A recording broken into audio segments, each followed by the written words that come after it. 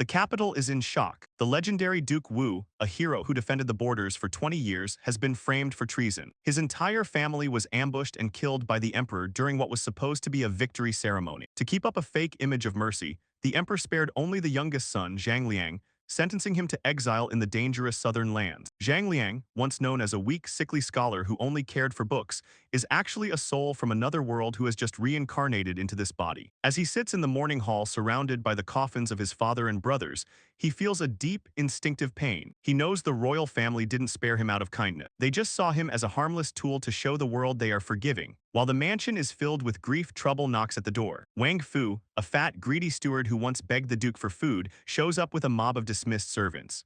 Thinking Zhang Liang is a soft target, Wang Fu demands more money and threatens violence. He's already spread lies about being enslaved by the Zhang family, despite living in luxury thanks to them. Zhang Liang's maid, Zhao Kui, tries to argue, but Wang Fu gets aggressive and kicks a loyal servant. He thinks he can bully the useless young master, but Zhang Liang surprises everyone. He stands up, radiating a cold, powerful energy that no one expected from a scholar. Without a word of warning, Zhang Liang steps up and delivers a brutal slap that knocks Wang Fu to the ground. When Wang Fu tries to talk back, Zhang Liang hits him again, knocking his teeth out. Zhang Liang then grabs a knife from a servant. With zero hesitation, he ends Wang Fu's aggression by taking his arm, leaving the traitor screaming in a pool of blood. Zhang Liang calls out the family's hidden guards, old, loyal soldiers who refuse to leave. He orders them to break the limbs of every traitor in the mob and throw them into the street. When the cowards beg for mercy, claiming they were misled, Zhang Liang reveals his trap. He never burned their real slave contracts. Under the law, he has the right to finish them off without the government being able to say a word. Once the traitors are dragged away, Zhang Liang is approached by his 4 sisters-in-law. These women are all young brides who lost their husbands, Zhang Liang's brothers, on their wedding night. Despite their wealthy backgrounds and the chance to remarry, they've stayed loyal to the falling Zhang family. Zhang Liang looks at these brave women with respect and sadness. He knows the journey into exile tomorrow will be brutal, but his mind is already set. Once they are far from the emperor's reach, he will build his strength and take back everything that was stolen from his family. Zhang Liang knew the road to exile would be a nightmare. After his father and brothers were killed, he was the only man left in the Zhang family. He tried to convince his 4 sisters-in-law to leave and save themselves, but they refused. They were loyal to the family and wouldn't abandon him, even though the journey to the border was thousands of miles long and filled with bandits and disease. While they were preparing to leave, some greedy relatives showed up. Qin Yulan's father, Qin Shan, tried to force her to return home just so he could marry her off to a powerful official's son as a concubine. Then, Zhang Shu's brother arrived, wanting to sell her to a corrupt prince to settle his gambling debts. They insulted Zhang Liang, calling him a little bastard and acting like the Zhang family was already dead. Zhang Liang didn't take their crap. Even though he looked like a scholar, he had the spirit of a warrior. When Qin Shan tried to slap his daughter, Zhang Liang grabbed his hand and backed him down. When Zhang Shu's brother tried to grab her, Zhang Liang kicked him so hard he broke the man's ribs. The family servants, who were tough veteran soldiers, jumped in and beat the greedy relatives until they were screaming for mercy. Zhang Liang had them tossed out into the street as a warning to anyone else thinking of causing trouble. The next morning, the group set off. A respectful officer named Ah Hu put shackles on them, though he kept them loose as a sign of respect for the Zhang family's legacy. He warned Zhang Liang that many enemies were waiting to kill them once they left the city. Suddenly, a system voice clicked in Zhang Liang's head. He had unlocked a rebel system. He received a newbie gift pack, which gave him the strength and skills of a legendary god of war. Instantly, his thin body became powerful and full of energy. His sisters-in-law noticed he looked different, more confident and dangerous, but he just smiled and told them not to worry. As they marched out of the city, they were being watched. In a nearby building, a traitorous general named Chen Tao and the prime minister's son, Qin Hao, were plotting. They didn't want Zhang Liang to ever reach the border alive. They were ready to send killers to finish off the last of the Zhang family, unaware that Zhang Liang was no longer the weak kid they remembered. Qin Hao sat comfortably, sipping tea as if he didn't have a care in the world. His assistant, Chen Tao, walked in and reported that Zhang Liang, the last son of the fallen Duke Wu's family, had just left his mansion to begin his exile. Qin Hao didn't even look up at first, acting like Zhang Liang was beneath him. When he finally spoke, his voice was cold. He asked if everything was ready. Chen Tao smirked and assured him that Zhang Liang wouldn't escape. He promised to make the bastard disappear forever. However, Chen Tao felt a bit nervous, wondering if killing someone the emperor had exiled would cause trouble. Qin Hao gave him a scary look and reminded him that accidents happen all the time during long journeys, and officially, they would know nothing about it. As Qin Hao walked out, he added one more thing with a creepy smile. His men should be careful not to hurt Zhang Liang's beautiful sisters-in-law. He wanted those women brought to his house safely to use as pawns. Chen Tao understood the plan perfectly and rushed to gather his thugs, telling them to kill Zhang Liang but keep the women unharmed. Meanwhile, a huge crowd of regular people had gathered outside the Duke's mansion. Even though supporting a traitor's family was dangerous, the people loved the Duke because he had always been good to them. They shouted that the emperor was wrong and that the Duke's family was innocent. Zhang Liang was deeply moved. He realized that if you treat people well, they never forget it. He thanked the crowd and the guards led him away. Back at the palace, the emperor's lead eunuch, Wei Zhang, reported the crowd's reaction. The emperor Li Tiancheng felt a flash of anger. He briefly regretted letting Zhang Liang live, thinking he should have wiped out the entire bloodline to avoid any drama. But Wei Zhang flattered the emperor, saying the people were just brainwashed and that Zhang Liang was too weak to survive the harsh exile anyway. This calmed the emperor down, and he laughed, picturing Zhang Liang dying in the wilderness. As the group traveled away from the capital, Zhang Liang's sisters-in-law were struggling. They were covered in sweat and weighed down by heavy metal shackles. Zhang Liang approached the lead guard, Zheng Guodong, and politely asked for a break. Zheng, who actually respected the Duke's family, felt bad for them. He not only let them rest but ordered his men to take off everyone's shackle. Zhang Liang worried this might get Zheng in trouble, but Zheng told him not to worry. They were far enough from the city that no one would see. While they rested under a tree, Zhang Liang shared his water with his sisters-in-law first. They were touched by his care, as they didn't know him very well before this. Just as they were starting to relax, they heard the sound of many horses galloping toward them. Zhang Liang's face went serious. He knew the accident Qin Hao planned was arriving. Zheng and his guards immediately drew their swords, forming a circle to protect Zhang Liang and the women. The sisters-in-law were terrified, but told Zhang Liang to run and save himself so the family name wouldn't die out. Zhang Liang refused to leave them, standing his ground firmly. A group of masked riders soon surrounded them. The leader tried to act like a common bandit, demanding money and claiming the road was his. But then he looked at the four women and demanded they be handed over as well. One of his men made a gross comment about how beautiful they were, which made Zhang Liang's blood boil. Zheng warned the bandits that they were imperial guards, but the masked leader just laughed. He waved his sword, telling his men to attack and take everything, especially the women. The bandit leader gave the signal and his men rushed in. Zheng Guodong, the officer in charge of the exile, felt hopeless because they were heavily outnumbered. He told Zhang Liang to take his sisters-in-law and run while his guards held them off. Zhang Liang didn't want to leave these brave men to die, but before he could act, the fight broke out. Zheng Guodong and his guards were losing fast. During the chaos, the bandit leader almost took Zheng's head off, but he blocked it just in time. Zhang Liang's sisters-in-law were terrified and begged him to flee, but Zhang Liang stayed firm. He knew if they ran, they'd just be hunted down later. He moved the women to a safe corner and picked up a dropped machete. Earlier, Zhang Liang had received a legendary warrior's inheritance, and he decided now was the time to test it. His sisters-in-law were worried, seeing him as just a weak scholar, but the eldest sister, Qin Yulan, told everyone to stay calm and trust him. Zhang Liang charged into the fight like a bolt of lightning. Both the guards and the bandits were shocked. Nobody expected a scholar to jump into a death match. The bandits laughed, thinking he was an easy target. One bandit rushed him with a grin, but Zhang Liang was faster. With one clean swing, he took the man down instantly. He didn't stop there. Zhang Liang moved through the battlefield, ending enemies left and right. The bandit leader realized this weak kid was actually a monster and ordered everyone to swarm him. Zhang Liang just laughed, feeling the rush of power. He fought like a tiger, his blade finding vital spots every time he swung. Seeing Zhang Liang's strength, Zheng Guodong and his men found their second wind and fought back hard. Soon, the massive bandit group was down to just a few people. The leader tried to run, but Zhang Liang threw his machete like a spear, hitting him right in the chest and ending him on the spot. Once the dust settled, Zheng Guodong was full of respect, realizing Zhang Liang was a true warrior. The sisters-in-law rushed over, worried about the blood on him, but he assured them it wasn't his. When they asked how he got so strong, he made up a story about practicing martial arts in secret. Zhang Liang unmasked the dead leader and recognized him. Qin Yulan confirmed the man was a former subordinate of General Chen Tao, someone who used to serve their family. It was a cold betrayal. The sisters realized that their family's fall wasn't just bad luck. Powerful people in the court were actively trying to wipe them out. Suddenly, a system notification popped up in Zhang Liang's head. For winning the fight, he was rewarded with 2,000 tiger and leopard cavalry, elite soldiers who would soon arrive to join him. Zhang Liang looked at Zheng Guodong and the guards. he pointed out the harsh truth. If they continued this journey, the people behind these attacks would eventually kill the guards too for failing to let the prisoners die. They were all in the same boat now. Zhang Liang didn't hold back. He told them the emperor was useless and the court was corrupt. He suggested the unthinkable, rebellion. Zheng Guodong thought about it for a moment, then realized Zhang Liang was right. There was no point in being loyal to a system that wanted them dead. He knelt and pledged his loyalty to Zhang Liang. Now, Zhang Liang turned to the rest of the guards, waiting to see if they would join his cause or risk their lives for a corrupt throne. A few minutes later, 3 of the men finally worked up the nerve to approach Zhang Liang. They were shaking as they explained that they couldn't follow him anymore because they had families to look after and the risk was just too high.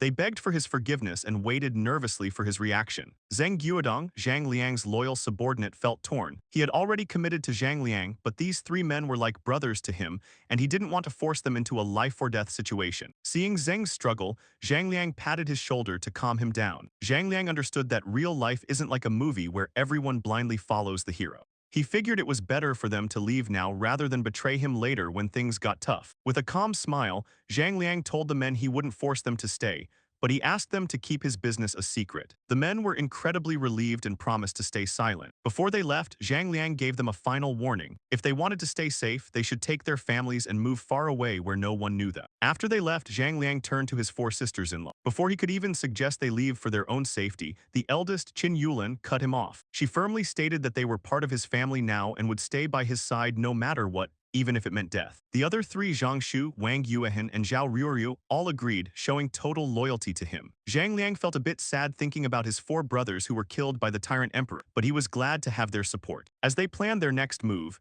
the second sister-in-law, Zhang Shu, suggested heading to Jiangnan. She explained that a relative of hers named Zhang Tian was a local official there who deeply respected Zhang Liang's late father. She believed he might help them start a rebellion. Zhang Liang was hesitant because he remembered her own brother was a troublemaker who might sell them out. But Zhang Shu assured him that this specific relative was an honest man who didn't get along with her brother. Zhang Liang decided to take the risk, but insisted on avoiding the main roads to stay hidden from the army. As they moved through the woods, they narrowly missed a group of soldiers sent to kill them. The leader of that group was furious when he found only a messy battlefield and no sign of Zhang Liang. He ordered his men to split up and search every path while he went back to report the failure to his boss, General Chen Tao. When Chen Tao heard that his elite team had been wiped out by a weak scholar and some women, he lost his mind. He couldn't believe they escaped. He immediately ordered his best soldiers to hunt them down. Meanwhile, news of the escape reached the capital, causing a massive stir among the powerful elites. Even Emperor Li Tiancheng was pissed off. He ordered his top aide Wei Zhang to find Zhang Liang dead or alive,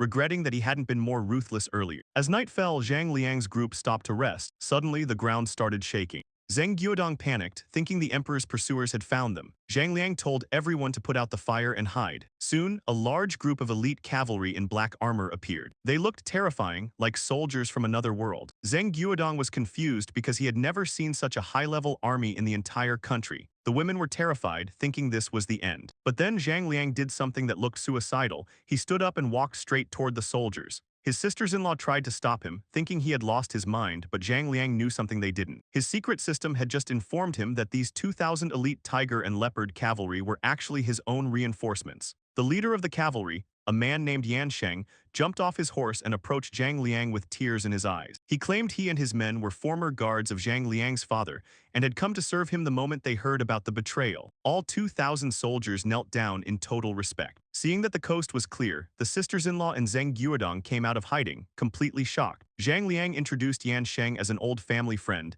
and for the first time in a long time, the group felt a glimmer of hope. With this powerful army now backing him, Zhang Liang was no longer just a man on the run, he was a serious threat. Zhang Liang's words finally calmed everyone down. It turned out these scary-looking riders weren't enemies, they were here to help. Qin Yulan and the other sisters-in-law felt a huge weight lift off their shoulders and bowed to Yan Sheng to show their thanks. Yan Sheng quickly told them there was no need for that, explaining that Duke Wu had done him a huge favor in the past, and he couldn't just stand by while the Duke's family was in trouble. This made the women feel a mix of emotions. They couldn't help but think of Chen Tao, who had also been helped by the Duke, but chose to betray them just to please the new people in power. In contrast, Yan Sheng and his men didn't hesitate to risk everything to protect them. Zheng Guodong was especially excited. He knew that having these elite soldiers on their side meant they finally had a real fighting chance against anyone chasing them. After a quick talk, Yan Sheng and his men officially accepted Zhang Liang as their leader. Zhang Liang decided to play it smart and ordered the army to stay put for the night. Sitting around a campfire, he told Yan Sheng that starting tomorrow, the troops should split into smaller groups. He was worried that a large army would attract too much attention from the government, making them an easy target. Zheng Guodong agreed, knowing they weren't strong enough yet to take on the entire imperial army at once. The next morning, they headed south toward the Yangtze River. Most of the soldiers went their separate ways to stay hidden, leaving only a few to guard Zhang Liang's group. Even though they wore disguises, they still had to fight off a few attackers along the way. After a long, tiring journey, they finally reached a small town. Instead of going straight in, Zhang Liang stopped at a tea stall outside the gate to watch the crowd. He told his confused men that entering in broad daylight with such a large group was too risky, so they would wait for the cover of night. While resting, Zhang Liang turned to his sister-in-law, Zhang Shu, and asked her to write a letter to her relative Zhang Tian, who was a local official. Once the letter was ready, Zhang Liang gave it to Zheng Guodong and told him to deliver it personally to Zhang Tian. Zheng Guodong headed into the city and managed to get to Zhang Tian's house. He convinced the guards he had a message from a relative, and eventually Zhang Tian came out to meet him. Zhang Tian was exhausted from work and didn't think he had any relatives in the area, but he decided to see who it was anyway. When he saw the letter, his face went pale. He realized the situation was much bigger than he expected. However, another official named Zheng Xuncheng happened to be passing by and saw the whole thing. Zheng was a corrupt man who hated Zhang Tian. He suspected the visitor was linked to the duke's family and realized that if he caught Zhang Liang, he could get a big promotion and finally get rid of Zhang Tian. Inside, Zhang Tian was panicking. The letter revealed that Zhang Liang was nearby and suggested something as bold as a rebellion. Zhang Tian was torn. He respected the duke's family and didn't want to betray them, but joining a rebellion was incredibly dangerous. While he was pacing in his study, a servant told him that Zheng Xuancheng was at the door wanting to talk. Zhang Tian knew Zheng must have seen something. He hid the letter in a secret spot, calmed himself down, and went to meet his rival. Zheng was acting casual, sipping tea and pretending he just happened to be passing by, but he quickly started asking about the old friend who had visited earlier. Zhang Tian tried to play it cool, saying it was just a low-key friend he hadn't seen in years. Zheng didn't fully believe him, but he stopped pushing for the moment, not wanting to scare Zhang Tian off before he could gather more proof. Zhang Tian was a smart guy. When Zheng Xuancheng, a local official, came over to poke around for info, Zhang Tian played it cool and didn't give him anything. Zheng eventually left, but Zhang Tian knew the old fox would definitely set a trap and have spies watch his house. He realized he couldn't stay neutral anymore. He called in Zheng Guodong, a loyal man working for Zhang Liang who was already hiding in the house. Zheng told him straight up that Zhang Liang's army was waiting outside and that the current government was failing. Zhang Tian, seeing the country falling apart under a weak emperor, decided to join Zhang Liang's side. He told Zheng to sneak out and tell Zhang Liang to get ready, while he packed up his family to escape that night. Zheng Guodong managed to slip out the back door, but Zheng's spies spotted him. One spy followed Zheng into a dark alley, thinking he was being sneaky, but Zheng was way ahead of him. Zheng turned around, called him a little rat, and knocked him out with one solid punch. He even took the guy's clothes to leave him embarrassed before heading back to Zhang Liang's camp to report that Zhang Tian was officially on board but being watched. Back at the camp, Zhang Liang's niece, Zhang Shu, was worried about her relative. Zhang Liang decided to personally lead a few elite tiger and leopard riders into the city to help the escape. Meanwhile, the spy Zheng had punched out finally woke up, stole some clothes from a passerby, and ran back to tell Zheng Xuancheng that he'd lost his target. Zheng was furious but ordered his men to stay hidden and ambush Zhang Tian's house. Inside the house, Zhang Tian's son, Zhang Zheng, was nervous, but his father explained that they had to pick a side before the whole country went up in flame. To trick the spies, Zhang Tian sent out several empty carriages from the front gate to act as a distraction. Zheng Xuancheng fell for it hook, line, and sinker, ordering his men to follow every single carriage. Zhang Liang, watching from the shadows, laughed because he knew exactly what Zhang Tian was doing. While the spies were busy chasing empty carriages all over the city, the real Zhang Tian and his family slipped out the back door. Just as they stepped out, Zhang Liang and his riders appeared. Zhang Tian's family panicked, thinking they were caught, and his son even offered to stay behind and fight so the others could run. Zhang Liang quickly cleared the air, introducing himself and explaining he was there to escort them safely. While Zhang Liang led the family toward the city gates, Zheng's men were still stuck in a wild goose chase, realizing way too late that the carriages they were following were completely empty and just driving in circles to waste their time. Zheng Xuancheng's soldiers were confused by the empty carriages circling the city, realizing they had been tricked by Zhang Tian. One soldier rushed back to report the news to Zheng, who immediately realized the old fox had outsmarted him. Furious, Zheng decided to take matters into his own hands and led his men to the city gates to intercept the escapees. At the gate, Zheng caught up with Zhang Tian and Zhang Liang. He began mocking Zhang Tian, calling him a fool for being honest and refusing to take bribes like a normal official. Zhang Liang, the young heir of the Wuguo mansion, didn't stay silent and called Zhang a disaster for the people. Zhang laughed it off, labeling Zhang Liang a traitor and ordering his men to capture everyone. However, Zhang's men were no match for Zhang Liang and his elite tiger and leopard cavalry. The soldiers were taken down in seconds. Seeing his army fall, a terrified Zhang tried to run away, hoping to call for the imperial army. Zhang Liang wasn't about to let him escape to cause more trouble. He chased Zhang down and ended him quickly. Zhang Tian was worried that killing an official would make the emperor even angrier, but Zhang Liang pointed out that they were already marked as traitors anyway, so he might as well take out a corrupt man while he had the chance. For his actions, Zhang Liang received a reward from his system, a legendary medical book, the Compendium of Materia Medica, which would help them survive the harsh southern lands they were heading toward. To buy time before the imperial army arrived, Zhang Tian suggested a clever plan: open the city's graineries and give the food to the starving citizens. This would create enough chaos and crowds to slow down any pursuing soldiers. Zhang Liang agreed and added one more task: raiding Zhang's mansion to take back the wealth he had stolen from the people. They split into teams. While some went to release the grain, Zhang Liang and Zhang Tian headed to Zhang's house. They slipped inside and overheard Zhang's wife and son talking. The son was bragging about a past crime he got away with because his father killed all the witnesses. Hearing this, Zhang Liang and Zhang Tian were disgusted by the family's lack of humanity. Realizing they shouldn't waste time searching the massive house, Zhang Liang decided to walk straight into the hall to ask the family exactly where the gold was hidden. Inside the hall, the mood turned sour as footsteps approached. A woman, Liang, the wife of the corrupt magistrate Zhang Xuancheng, stood up and screamed for the intruders to leave. Instead, Zhang Liang walked in with his ally Zhang Tian. Zhang Liang was a man labeled as a traitor by the government, but he was actually the hero of this story. When the man in the room, Zhang Tian, the magistrate's son, saw Zhang Tian, he turned pale with fear. Liang tried to act tough, threatening them with her husband's power, but Zhang Liang calmly told her not to count on him. When Tian realized he was facing the traitor Zhang Liang, he and his mother were paralyzed with shock. Zhang Liang didn't want to waste time. He demanded to know where the magistrate had hidden his stolen wealth. Tian tried to act brave, but Zhang Tian reminded them that money is useless if they're dead. Terrified, Tian had convinced his mother to give up the location. They led the group to a secret study, where a hidden mechanism revealed a room filled with a literal wall of gold. Zhang Liang and Zhang Tian were disgusted by how much the magistrate had stolen from the poor. Tian and Liang begged to be let go. Zhang Liang promised he wouldn't hurt them, but as they tried to leave, he pointed out that while he wouldn't touch them, he couldn't speak for his soldiers. Before the mother and son could escape, the soldiers finished them off, ending their family's greedy reign. Realizing the gold was too heavy to move quickly, Zhang Liang split his forces. One group, led by his loyal commander Yan Sheng, disguised themselves as a caravan to smuggle the gold to the southern border. Zhang Liang's group would head out separately to avoid drawing attention. Before leaving, Zhang Liang met up with his main army, 2,000 elite tiger and leopard cavalry. These soldiers were so fierce that even his allies were stunned by their strength. Zhang Liang explained they were his father's old personal guards who had returned to serve him. By dawn, the city woke up to find the granary wide open and the magistrate's family dead. A note left by Zhang Liang explained that the corrupt officials had been punished and the food now belonged to the people. The citizens celebrated and rushed to grab grain to feed their starving families. However, the chaos was interrupted when a government army of 1,000 men arrived at the city gates. The general in charge was furious to see the locals robbing the granary. He ordered his men to attack the crowd to regain control, killing several people to scare the rest away. The general walked into the granary and saw the bodies of the magistrate's family, which had been beaten beyond recognition by the angry mob. He demanded to see the local officials.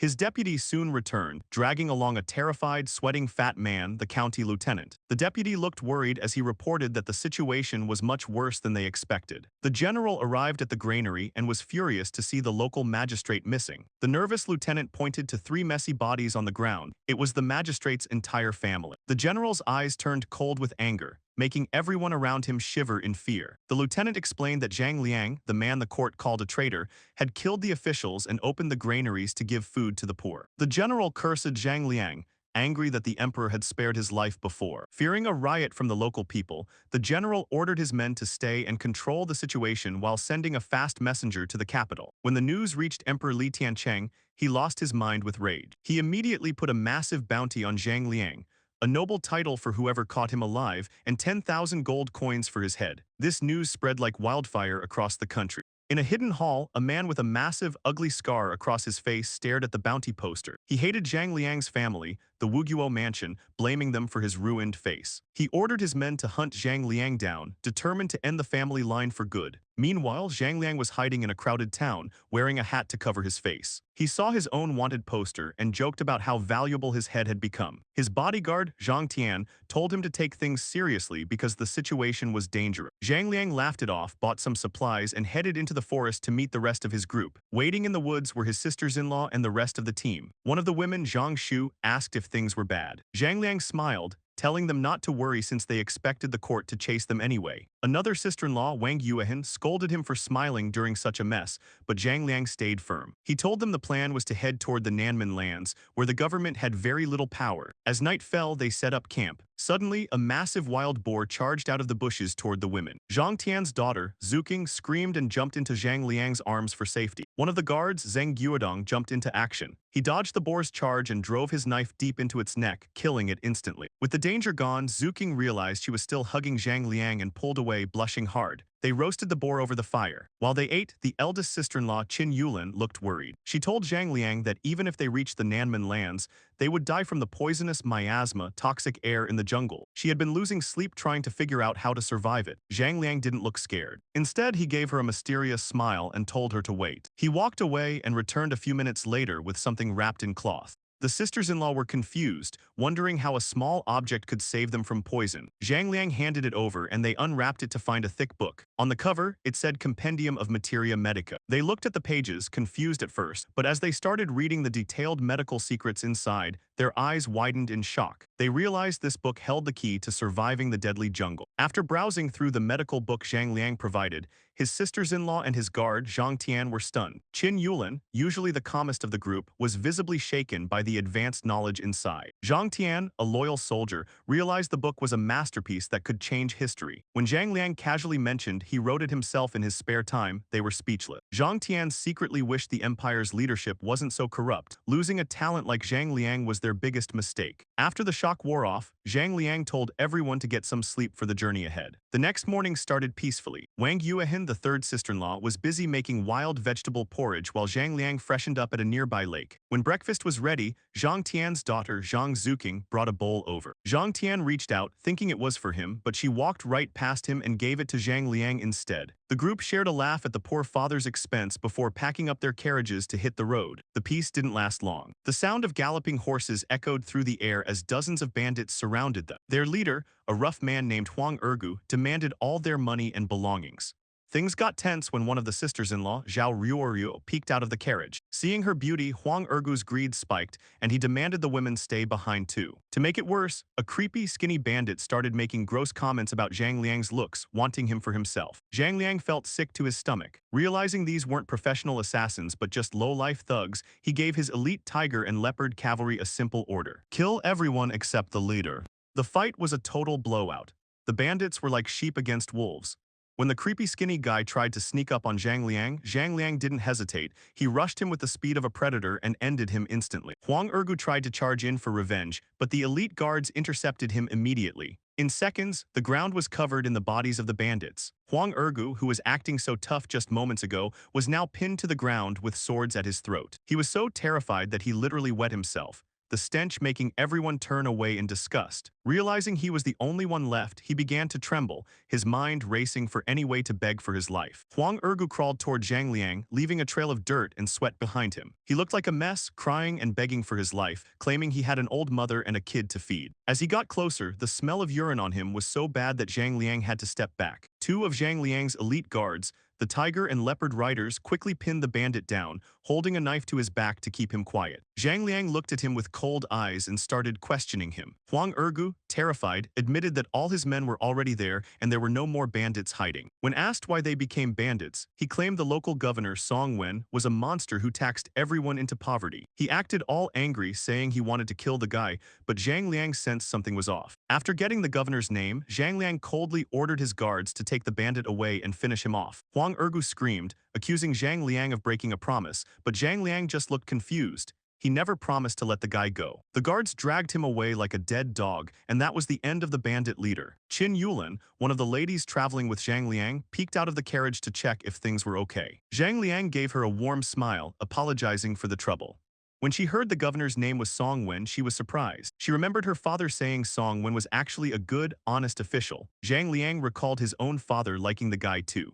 They realized they couldn't trust a bandit's word and decided to see for themselves once they entered the city. Meanwhile, back at the palace, the Emperor Li Tiancheng was in a foul mood. He snapped at his official, Wei Zhang, asking why they still hadn't caught the traitor Zhang Liang. Wei Zhang was shaking in his boots, promising they'd find him soon while secretly cursing Zhang Liang for making his life miserable. Their conversation was cut short by news of trouble with barbarians in the north, sending the emperor into another fit of rage. As the sun set, Zhang Liang's group reached the city gates. To get inside, they had to pass a strict security check because of the nationwide manhunt for them. Luckily, one of the sisters-in-law, Zhao Ruoryu, was a master of makeup. She had disguised everyone so well that even their own parents wouldn't recognize them. At the gate, the guards were being greedy. Zhang Liang played the part of a rich merchant and handed over a silver bar to the lead guard. The guard's attitude flipped instantly. He went from suspicious to super friendly, wishing them a successful business trip. As they entered, Zhang Liang saw the guards bullying an old woman and her granddaughter just because they couldn't pay a small fee. They were about to hit them when Zhang Liang stepped in. He paid their toll and gave the guards some extra silver. The guards, seeing Zhang Liang as a fat sheep they could keep milking, let the woman go. Zhang Liang even gave the old lady some extra coins for food, seeing how thin and hungry the little girl looked. The old woman was moved to tears, calling him a hero. Zhang Tian, one of Zhang Liang's companions, sighed, saying they couldn't help everyone in the world. Zhang Liang knew that, but he felt he had to help whenever he could. This encounter made him doubt the governor, Song Wen, even more. If the guards were this corrupt, the boss probably wasn't great either. The group eventually checked into a nice place called the Yingbin Inn. After a solid meal, Zhang Liang got down to business. He told everyone they were getting close to the Nanmen region, which was famous for deadly poison mist. He and Zhang Tian planned to buy herbs for an antidote the next day. He also arranged for secret guards to protect the ladies while they went shopping for supplies. Everyone agreed, and after a long day of travel, they finally headed to their rooms to get some much-needed sleep. The next morning, Zhang Liang got up early, changed into fresh clothes, and packed his gear. He planned to head to the market with Zhang Tian to buy herbs for an antidote. Outside the inn, the air was cool and the streets were mostly empty, except for a few people setting up stalls. Zhang Liang suggested they grab breakfast first, and Zhang Tian, who serves as his loyal companion, happily agreed. They sat at a clean little roadside stall run by a friendly old woman. They ordered meat buns and porridge, and as they ate, Zhang Liang was impressed by how good the food tasted. During the meal, Zhang Tian asked Zhang Liang how he slept. Zhang Liang admitted he had a lot on his mind, but Zhang Tian reassured him that once they got the herbs and cleared the dangerous miasma, everything would be fine. Just then, a thin, weathered man walked by. The old woman's face lit up and she warmly greeted him as Mr. Song, offering him free buns. The man, Song Wensong, politely declined and continued on his way. However, he paused to look at Zhang Liang, sensing a noble aura about him before nodding and leaving. Curious about the respect the old woman showed him, Zhang Liang's group asked her who he was. She revealed he was the local governor, Song Wen. This confused Zhang Tian's son, Zhang Zheng, who had heard rumors that Song Wen was a corrupt official who squeezed money from the people. The old woman got upset at the suggestion, defending the governor. She explained that while the low-level guards were often bullies and extorted people, Song Wen himself was a saint who lived simply, wore patched clothes, and grew his own food. Zhang Liang realized the situation in this region was complicated. After paying for breakfast, he and his team split up to buy herbs from different clinics to save time. By noon, Zhang Liang had finished his shopping. Suddenly, a carriage belonging to the powerful Huang family came charging through the crowded street at dangerous speeds. The driver yelled at everyone to get out of the way, and a smug man with a sharp face poked his head out, enjoying the chaos. An old lady fell in the path of the carriage, unable to get up in time. The driver didn't slow down, he just cursed at her for blocking the road. Zhang Liang rushed in, saved the old lady just in time, and pulled her to safety. The driver didn't even apologize. He just yelled that she was lucky she didn't get blood on the carriage. As they tried to drive off, Zhang Liang flicked a small stone at the horse's leg.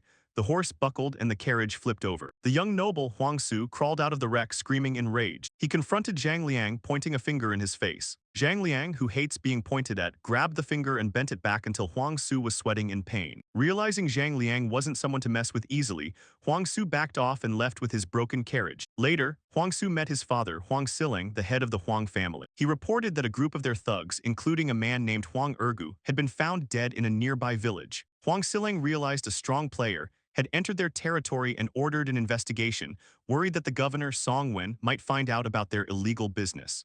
Meanwhile, Zhang Liang met back up with Zhang Tian. When Zhang Liang told him about the run-in with the Huang family, Zhang Tian sighed, explaining that these big families acted like they owned the place. He praised Song Wen for managing to stay upright while surrounded by such ruthless people. As they headed back to the inn with their herb-filled carriages, they ran into Zhang Liang's sisters-in-law and Zhang Zuqing. The women were worried about him, but Zhang Liang reassured them that everything was ready. They all headed inside to rest and prepare for the work ahead.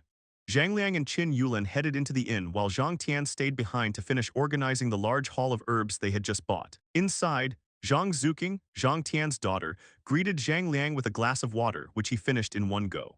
Soon, Zhang Tian came inside with a serious look. He warned Zhang Liang that their massive herb purchase had caught the attention of some local troublemakers. Zhang Liang realized that buying so much at once made them look like rich targets, but since the word was already out, he decided they would just have to deal with whatever came their way. Meanwhile, in a fancy hall across town, a greedy man named Liang Ziyuji was enjoying a feast. He is the head of the Liang family, a powerful group that controls the local medicine business.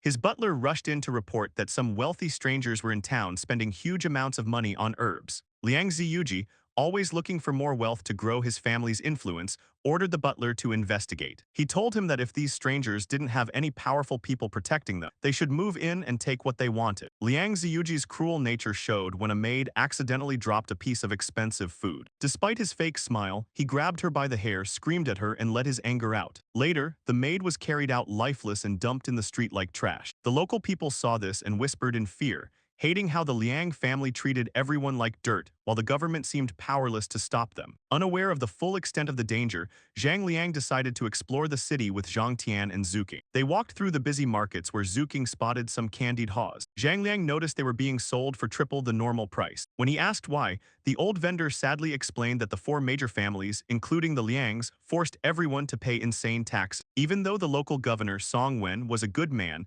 these powerful families ignored his rules and bullied the poor. Zhang Liang felt disgusted by how these families, whose ancestors were once war heroes, had turned into parasites.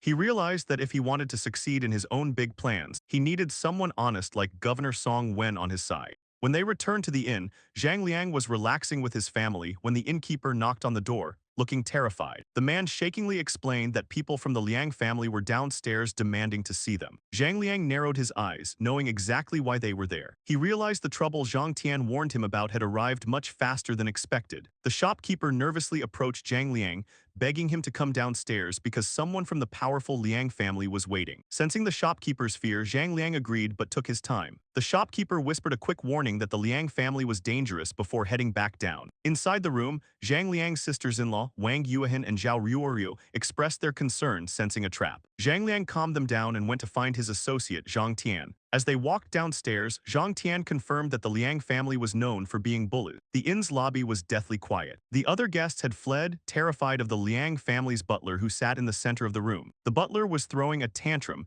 even spitting tea in the shopkeeper's face because it wasn't good enough. When Zhang Liang finally appeared, the butler was insulted by his simple clothes and calm attitude. The butler skipped the small talk and made a ridiculous demand. The Liang family wanted to partner with Zhang Liang.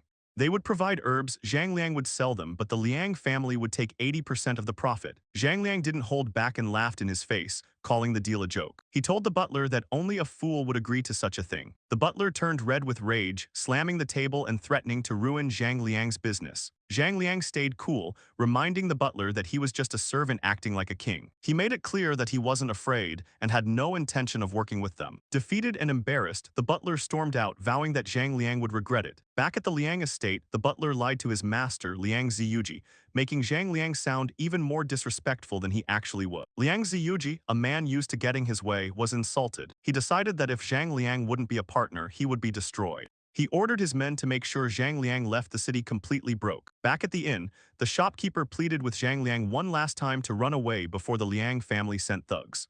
Zhang Liang thanked him for the kindness but stayed put, ready to see just how much power these bullies actually had. Zhang Liang and Zhang Tian were about to head to their rooms when a group of armed guards suddenly stormed into the inn. Zhang Tian realized immediately that the Liang family had sent them to get revenge. The guards were aggressive, even pushing the shopkeeper aside as they searched for their targets. When they confronted Zhang Liang, he stayed completely calm. The lead guard accused him of selling fake medicine that made people sick, but Zhang Liang didn't flinch. He knew it was a setup. When the guard tried to grab him, Zhang Liang stepped back and demanded to see an official arrest warrant. Since the guards were just doing a favor for the Liang family, they didn't have any paperwork and started to look nervous. Just then, a local official named Song Wen walked in. He saw the mess and asked what was going on. The lead guard tried to suck up to him, but Song Wen wasn't having it. Zhang Liang pointed out that he had only been in town for 2 days and hadn't sold anything yet, making it obvious the guards were lying. Song Wen, who knew his men were often bribed by powerful families, pressured them to tell the truth. Terrified of their boss, the guards finally admitted the Liang family had ordered the hit. Song Wen was furious and kicked them out, ruining the Liang family butler's plan as he watched from the shadows. After the guards left, Song Wen apologized to Zhang Liang for the trouble. Zhang Liang, who was actually in disguise thanks to his friend Zhao Ruoryu's makeup skills, decided to push his luck and invited Song Wen to dinner. Even though Zhang Tian was worried this might blow their cover, Zhang Liang insisted. Song Wen eventually agreed, seeing it as a friendly gesture from a commoner. Meanwhile, the butler ran back to his boss, Liang Ziyuji, and told him that Song Wen had interfered. Liang Ziyuji was done with Song Wen. He felt the official was blocking his family's control over the city and decided it was time to get rid of him. He called a meeting with the heads of the other 3 powerful families in town, Huang Sileng, Chen Chang, and Yang Jin. When they arrived, Chen Chang teased Liang Ziyuji about getting embarrassed by a random businessman earlier. Liang Ziyuji brushed it off, but his eyes were cold. He told the other leaders that Song Wen had to go so they could put someone in power who would actually follow their orders. The 4 powerful men sat down, ready to plot a way to take down the official and regain total control of the area. Liang Ziyuji called the other 3 powerful family heads, Yang Jin, Huang Sileng, and Chen Chang, to his study for a secret meeting. They were all frustrated because the local governor, Song Wen, was too honest and wouldn't let them get away with their shady businesses. Liang Ziyuji revealed a sneaky plan to eliminate Song Wen for good. The mood quickly shifted from anger to excitement, and the 4 men started laughing, already celebrating the governor's downfall. However, they soon began arguing like greedy children over how to split the profits once Song Wen was gone. Eventually, they agreed to share the loot based on how much work each family put into the hit. Once the others left, Liang Ziyuji's smile turned into a cold stare. He hadn't forgotten about Zhang Liang, the young man who had embarrassed him earlier. He ordered his butler to handle Zhang Liang quietly and make sure he vanished without a trace.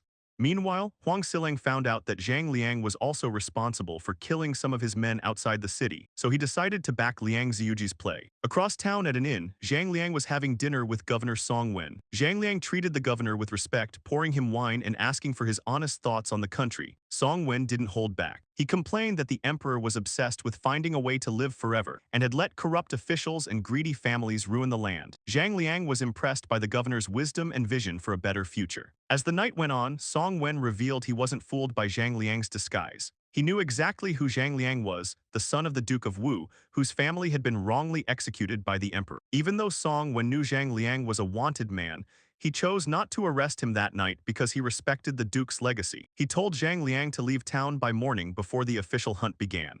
Zhang Liang tried to recruit the governor to join his cause, but Song Wen stayed loyal to his duty for now, though he left the door open for the future. Realizing they were in danger, Zhang Liang gathered his group, including Qin Yulan and the others, to leave immediately. They packed their bags and slipped out of the city just in time. Shortly after they left, the butler and a group of masked men in black stormed the inn. They searched every room but found nothing. Furious, the butler dragged the terrified innkeeper out of bed, holding a sword to his throat to force him to tell them where Zhang Liang had gone. The butler glared at his subordinate for being too impulsive before turning back to the shopkeeper. His voice was cold as he demanded to know where the boy who bought the herbs had gone. Terrified, the shopkeeper pointed them toward the city gate, hoping to save his own skin since he didn't even know Zhang Liang that well. The butler was satisfied but signaled his man to finish the shopkeeper off anyway. With the witness gone, the butler ordered his group of black-clad fighters to chase Zhang Liang down, swearing to end him for offending their master. As they left, another hidden group watched from the shadows and decided to follow. Meanwhile, Zhang Liang's carriage was nearing the city gate. It was late, and the women inside, Qin Yulan and the others, were exhausted. Zhang Liang checked on them, offering to rest once they were outside the city, but Qin Yulan insisted they keep moving until they were truly safe. Zhang Liang admired their grit and urged everyone to stay alert as they pushed forward into the night. Suddenly, the sound of fast-moving horses echoed through the quiet streets. Zhang Liang and his lead guard, Zhang Tian, immediately sensed trouble. Zhang Liang ordered his elite tiger and leopard cavalry to prepare for a fight. Soon, the butler and his men surrounded them. The butler mocked Zhang Liang. thinking he had the upper hand, and even revealed his face to show he was from the powerful Liang family. He bragged that this spot would be Zhang Liang's grave. Zhang Liang didn't waste time talking. He ordered his men to wipe them out. The butler thought his men, who were retired soldiers, would win easily, but he quickly realized he was wrong. Zhang Liang and his cavalry were on a different level. They moved with deadly precision, taking down the black-clad attackers one by one. Seeing his men getting crushed, the cowardly butler hopped on his horse and abandoned his team to save himself. By the time the dust settled, Zhang Liang's team had finished the job. Zhang Zhang, the younger guard, spotted the butler escaping, but his father Zhang Tian scolded him for not stopping the guy earlier. Zhang Liang told them not to worry about it and decided it was time to leave before the sun came up. Later, the butler sneaked back to the scene and was horrified to find all his men dead. Panicked and realizing Zhang Liang was much more dangerous than he looked, he struggled to get on his horse and raced back to the city to warn his master. Back at the Liang mansion, Master Liang Ziyuji was enjoying a fancy breakfast when the butler burst in, looking like a mess. When he heard the mission failed and all his trained men were gone, Liang Ziyuji lost it. He smashed his bowl of porridge and started beating the butler in a fit of rage. The butler cried out that Zhang Liang's guards were more powerful than the actual army. This made Liang Ziyuji stop and think. Just then, a servant ran in with news. The local official, Song Wen, was suddenly making a big show of searching for a famous fugitive named Zhang Liang. Liang Ziyuji put the pieces together and realized the businessman he tried to rob was actually the high-profile rebel Zhang Liang. The butler suggested that Song Wen was actually helping Zhang Liang escape by creating a fake search to distract everyone. Liang Ziyuji sat back, realizing he wasn't just dealing with a random kid, but someone who had the entire region in a mess. Liang Ziyuji was frustrated because he couldn't find evidence to kill Song Wen. His housekeeper suggested a better idea. Instead of killing him, just force him out of his position and put their own man in charge. This clicked for Liang, and he immediately called the heads of the other three powerful families for a meeting. He was done with Song Wen being a nuisance and wanted him gone for good. Meanwhile, Huang Silang was relaxing at home when his son, Huang Su, rushed in panicking. Huang Su explained that the men they sent to mess with Zhang Liang had been defeated. Huang Silang realized Zhang Liang wasn't a nobody. He suspected the guy was actually a high-level official's son from the capital. He scolded Huang Su for being impulsive and told him to stay put while he went to meet with the Liang family. Left alone, Huang Su was furious. He hated that he couldn't get revenge for his injured finger just because the guy might have powerful connections. But when Huang Silang returned from the meeting, he was smiling. He found out Zhang Liang wasn't a rich kid. He was actually a wanted criminal the government was hunting. Even better, they could now frame Song Wen for helping a fugitive. Seeing a chance to become heroes, Huang Su decided to go after Zhang Liang himself to finish him off. On the road, Zhang Liang decided to move his group to the main highway to avoid being tracked. They eventually met up with their allies, Yan Sheng and Zheng Guodong, who had brought the supplies Zhang Liang had asked them to protect. As they got closer to the southern barbarian territory, a thick fog rolled in. Everyone started feeling sick and weak. Zhang Liang's sister-in-law, Qin Yulan, and the other women were especially hit hard. Zhang Liang realized the fog was actually toxic miasma. He told everyone to cover their faces with wet cloths and found a ruined temple for shelter. He quickly set up a pot and brewed an antidote using the herbs they had. After testing it on himself, he gave it to the rest of the group. Everyone started feeling much better and decided to camp there for the night. Not far away, a group of guards was dragging prisoners toward the same temple. One guard was being particularly cruel to a white-haired old man who used to be a general. The prisoners were all pale and stumbling, clearly suffering from the same toxic fog. When a younger guard asked if they should give the prisoners medicine, the leader coldly said it was better if they died. Among the prisoners, a young girl struggled to support the old man as they moved closer to where Zhang Liang was staying. The journey was brutal. An old man and his children, exiled and in chains, struggled through the rough terrain. His daughter Wang Zui felt terrible, thinking her refusal to marry a violent man named Qin Hao caused their downfall. Her brother tried to comfort her, explaining that the corrupt court would have targeted their family anyway. The old man was weak and worried about his other daughter, Wang Yuehen, who was missing. The guards leading the group were loud and cruel, constantly shouting and whipping the prisoners to move faster. Eventually, they decided to stop for the night at a ruined temple up ahead. Inside that temple, Zhang Liang and his elite guards, the tiger and leopard cavalry, were already resting. When a scout reported that prisoners were approaching, Zhang Liang told his men to stay calm and act like simple merchants, though they kept their hands on their weapons just in case. As the prisoners were shoved into the temple by the loud-mouthed guards, the firelight revealed a familiar face. Wang Yuehen, who was already with Zhang Liang's group, saw the old man and froze. She realized it was her father. She rushed to him, crying out in shock. Soon, she found her mother, brother, and sister among the prisoners too. The family had a tearful, heartbreaking reunion in the corner of the temple. The lead guard heard her call the man father and started connecting the dots. He suspected this woman was Wang Yuehan, which meant the man he was looking for, the traitor Zhang Liang, was likely right there. He tried to sneak over to grab her, but before he could move, a cold blade was pressed against his throat. Zhang Liang's men had moved instantly, taking down all the other guards in total silence. Terrified, the lead guard dropped his sword. Just then, Wang Yuehan screamed for help because her mother had collapsed. Zhang Liang rushed over and realized the mother had been poisoned by toxic forest air and was exhausted. He gave her an antidote and made sure the rest of the family drank it too. Once the family was safe, Zhang Liang turned his attention to the captured guards. He asked what crime the father, General Wang, had committed. The guards begged for mercy, claiming they were just following orders and had been kind to the family. But Wang Zui stood up and called them out, revealing that they had beaten and insulted them the entire way, except for one young guard who had actually shown some heart. Zhang Liang decided to be fair. He pointed to the kind young guard and told him he was free to go as a reward for his humanity. The young man didn't wait around. He ran into the night as fast as he could. As for the cruel guards, Zhang Liang signaled his cavalry. They dragged the screaming men into the darkness to face their punishment, leaving the temple in silence. The young guard who was spared ran through the woods, terrified and exhausted. He eventually saw a caravan on the road and tried to ask for help. However, the caravan's guards thought he was a dirty refugee and beat him down. A mysterious person inside the main carriage noticed the commotion and ordered the guards to bring the man over. When the person in the carriage asked how a government guard ended up in such a pathetic state, the young man turned pale. He was still shaking from the memory of Zhang Liang and the elite soldiers who had just wiped out his entire squad. Huang Su sat in his carriage, watching the terrified face of a local guard he had just intercepted. He could tell the man had seen something nightmarish. Huang Su was actually excited. If this mess involved his target, Zhang Liang, it was a huge win for his plans. Getting impatient, he snapped at the guard to start talking. The guard, shaking with fear, spilled everything about a run-in at a ruined temple and where Zhang Liang was headed. Huang Su was thrilled. His guess was right, and now he had proof. To play the part of a wealthy merchant, he had his steward, Uncle Fu, give the guard some silver and food before rudely kicking him out. Uncle Fu suggested they chase Zhang Liang immediately, but Huang Su lost his temper and called him an idiot. He knew Zhang Liang was guarded by elite fighters and rushing in would be suicide. Instead, Huang Su decided to use his family's influence in the nearby Ninggu city. He ordered his team to move fast and get to the city first to set a trap. Meanwhile, Zhang Liang was looking after his group. He had rescued the Wang family, General Wang Wu and his daughters, who had been exiled and treated like criminals after their supporters in the capital fell from power. Zhang Liang felt guilty for the trouble they faced because of him, but the general didn't blame him, pointing the finger at a corrupt official named Qin Hao. After a warm meal and a much-needed rest, the group set off again the next morning toward Ninggu City. On the road, they ran into a heartbreaking sight.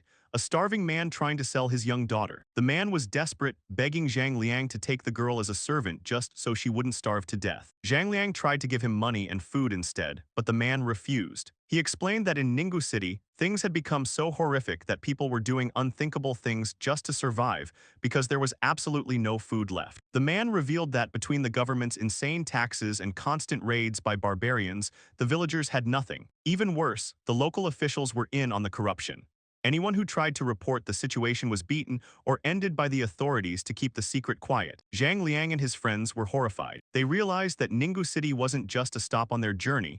It was a literal hell on earth where the people meant to protect the citizens were actually the ones destroying them. Zhang Liang felt a mix of anger and pity as he looked at the man kneeling in the dirt. Beside him, Zhao Ruoryu was visibly upset by the scene. The man was desperate, begging Zhang Liang to take his young daughter Xingxin as a servant just so she wouldn't starve to death. He even offered to work like a slave himself if they could just stay together. Zhang Liang sighed and decided to help. He told them they could both stay with his group for now. The man, Ziyazhang, was overcome with relief, and little Xingxin timidly thanked him. The women in the group, including Qin Yulan and Zhang Zuqing, immediately felt protective of the sweet girl. Zhang Liang had his man, Zheng Gyodong, give the starving father and daughter some food and water, which they ate like they hadn't seen a meal in weeks. Meanwhile, a man named Huang Su arrived at Ninggu City. He was from a powerful noble family, and the local officials were falling over themselves to impress him. They led him to a luxury courtyard, acting like his personal servants. Huang Su was there on a mission to intercept Zhang Liang, but he didn't tell the officials who he was waiting for, worried they might flip sides if they knew the truth. After Huang Su went to rest, the lead official, Lord Li, realized they had forgotten something. He told the others that a noble like Huang Su needed company, so they quickly rounded up several local girls to serve him. These girls didn't want to be there, but the officials had threatened their families. When they were brought to Huang Su, he looked at them with creepy excitement and promised the officials he'd tell his father how helpful they were. Back on the road, Zhang Liang's group finally reached the outskirts of the city as the sun went down. The sight was horrific. Thousands of starving refugees were lined up along the road, looking more like ghosts than people. When they saw Zhang Liang's carriages, their dull eyes lit up with greed. Some tried to surround them, hoping for food, but Zhang Liang's elite guards, the tiger and leopard cavalry, drew their swords. The cold steel was enough to back the crowd off, but the tension was thick. Suddenly, a scream broke the silence. A man was violently trying to rip a baby out of a woman's arms. He had completely lost his mind from hunger and was shouting that since there was no food, they should eat the child to survive. The woman fought back with everything she had, calling him a monster. The crowd of refugees watched, and for a second, it looked like some of them were actually considering the man's sick idea. Their survival instincts were taking over their humanity. Zhang Liang's face went dark. He couldn't let this happen. He gave a quick nod to his top fighters, Zheng Guodong and Yan Sheng. The two warriors stepped forward, swords drawn. The crazy man tried to back away, screaming that he was just trying to stay alive and that the kids would die anyway. He didn't get to finish his sentence. Zheng Guodong and Yan Sheng moved like lightning and ended him on the spot, stopping the madness before it could spread. As the man fell, a heavy silence took over. The woman who had been holding on with pure willpower finally collapsed, clutching her child and sobbing loudly. Her cries shook everyone watching. The other refugees, who had been thinking of doing something desperate and dark just moments ago, were snapped back to reality. They looked away in shame, unable to face the tragedy. Zhang Liang watched them closely, his face serious. He knew that even though he had dealt with the man causing trouble, the seed of desperation was already planted. If he left now, these people would turn on each other again because they were starving and hopeless. He realized that the local leaders in Ninggu City were useless, and that the only way to fix this was a long-term plan. His companion, Zhang Tian, felt the same way and asked what the plan was. Zhang Liang's eyes turned cold. He decided that if the city officials couldn't do their jobs, they didn't need to be there anymore. Zhang Tian was worried because he knew Zhang Liang wasn't joking, but Zhang Liang was already moving. He walked up to the crowd and announced that he was the son of a great general from the capital. He promised them that once he reached the city, he would fix things and end their suffering. Hope started to flicker in the refugees' eyes, though some remained skeptical. Zhang Liang didn't care about the doubters. He simply told everyone who believed him to follow him.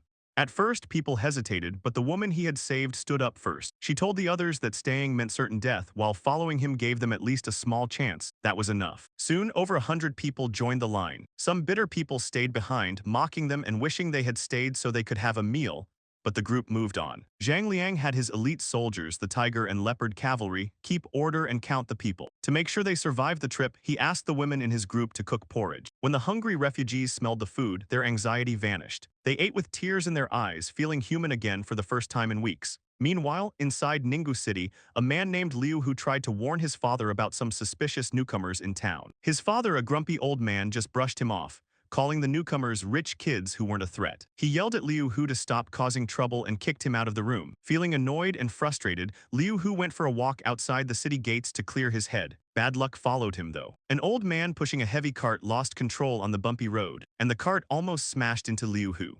He jumped out of the way just in time, but his expensive, fancy clothes got covered in mud and dirt. Liu Hu, already in a bad mood, lost it. He grabbed the terrified old man by the collar and started screaming at him. The old man kept apologizing, explaining it was an accident caused by a rock, but Liu Hu didn't care. He raised his fist to beat the old man just to vent his anger. Suddenly, a hand grabbed Liu Hu's wrist, stopping him midair. It was Zhang Liang. He calmly told Liu Hu to let it go, pointing out that the old man didn't do it on purpose. Liu Hu, ego bruised, snapped at Zhang Liang to mind his own business. But when Zhang Liang's tall, intimidating soldiers stepped forward, Liu Hu realized he was outnumbered and had no guards with him. He backed down, threw out a weak threat about getting revenge later, and hurried away looking embarrassed. After Liu Hu left, the old man he was bullying thanked Zhang Liang with tears in his eyes.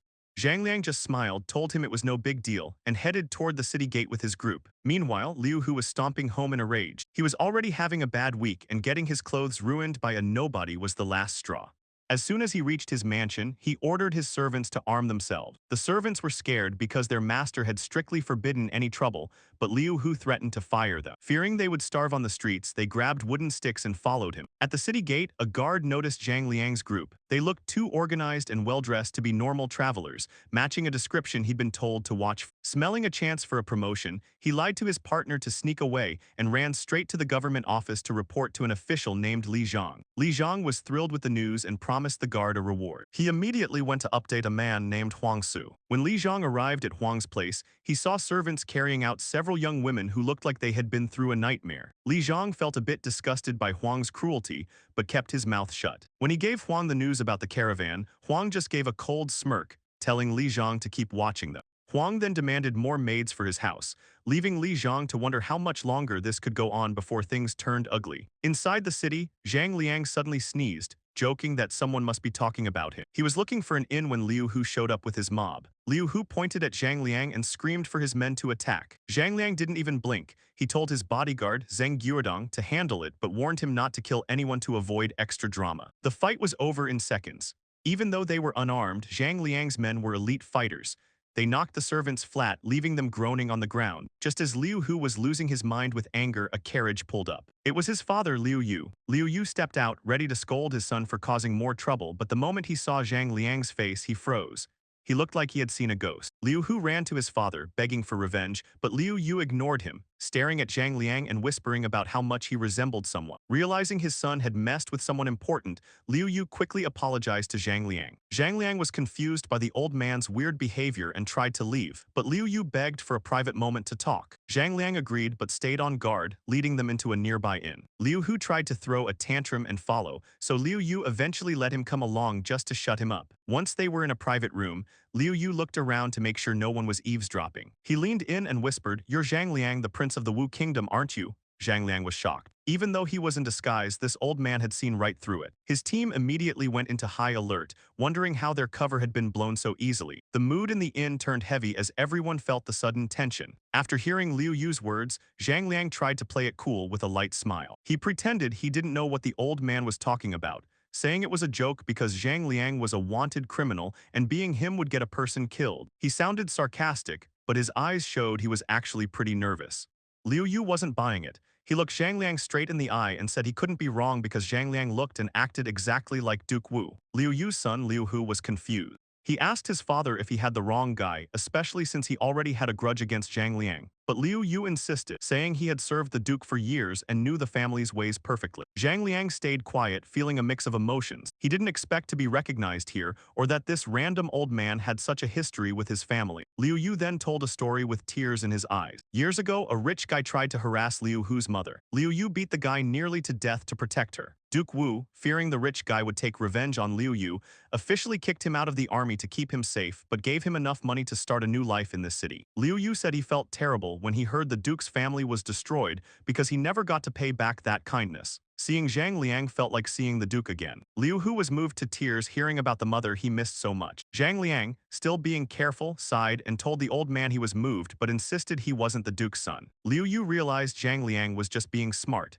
Since the whole country was hunting him, Zhang Liang couldn't just trust anyone. Liu Yu apologized for being rude and left with his son. Once outside, Liu Hu asked if the man really wasn't Zhang Liang. Liu Yu lied and said he made a mistake, but then strictly warned his son never to mess with that man again or he'd break his legs. Back at the inn, Zhang Liang asked his companion, Zhang Tian, if the old man was telling the truth. Zhang Tian wasn't sure but warned that since their identity might be out, they had to be extra alert. Meanwhile, a shady guy named Li Zhang brought some young girls to a mansion owned by a spoiled nobleman named Huang Su. Huang Su was annoyed because he thought the girls weren't pretty enough. Li Zhang explained they were the best he could find after Huang Su had already ruined so many others. Li Zhang then whispered that he found out where Zhang Liang's group was staying. Huang Su's eyes lit up, and they started whispering a secret plan. Back at his home, Liu Yu looked at a portrait of Duke Wu and whispered that the son was just as impressive as the father. He hoped the young master would get his revenge. When Liu Hu came in, Liu Yu ordered him to have their people watch every move of the local thugs, fearing they were hunting Zhang Liang.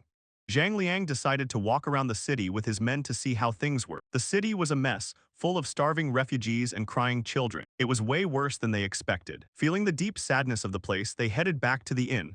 The women in their group noticed they looked upset. Zhang Liang told them about the suffering he saw outside. Qin Yulin, one of the ladies, tried to cheer him up, saying she believed he could fix things. When they got hungry, they found out the inn didn't serve food. A man named Zia Zhang, who Zhang Liang had helped out before, offered to go buy some. While he was out, Zia Zhang noticed some suspicious guys watching the inn. He followed them into an alley and overheard them saying the boss wanted them to move against the group tonight. Zia Zhang panicked, thinking the local officials were involved. He tried to act natural by pretending to buy apples from a street stall while the thugs walked past.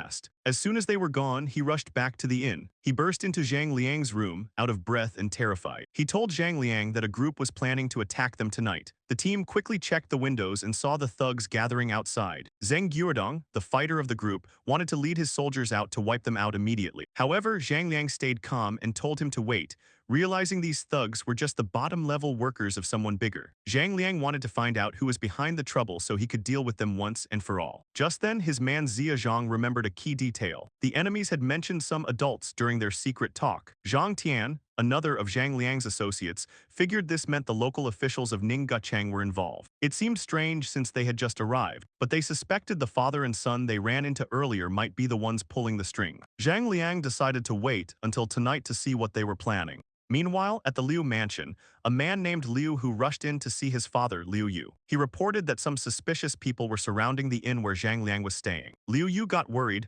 wondering if Zhang Liang's true identity had been leaked. He immediately ordered his son to send a warning to the inn. Liu Hu was scared that helping Zhang Liang would bring trouble to their family, but his father snapped at him to just follow orders.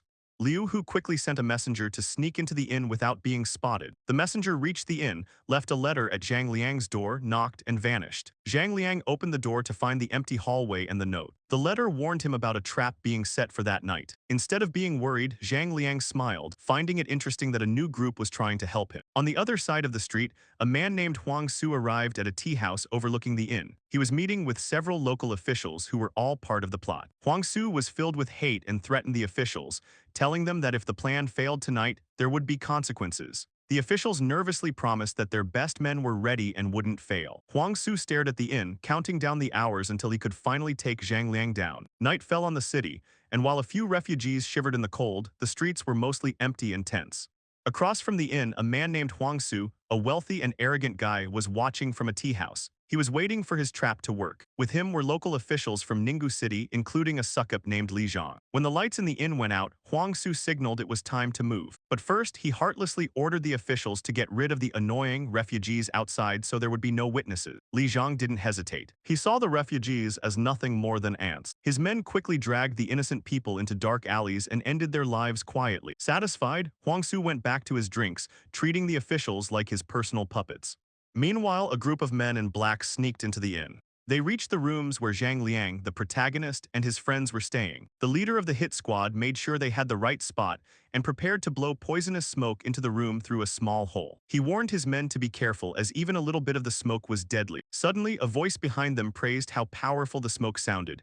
It was Zhang Liang. He was standing there perfectly fine, having known about the plan all along. Before the hitman could react, Zhang Liang's elite soldiers, the Tiger and Leopard Cavalry, appeared like ghosts and took them all down. The leader of the hitmen was captured by Zhang Guodong, Zhang Liang's tough right-hand man.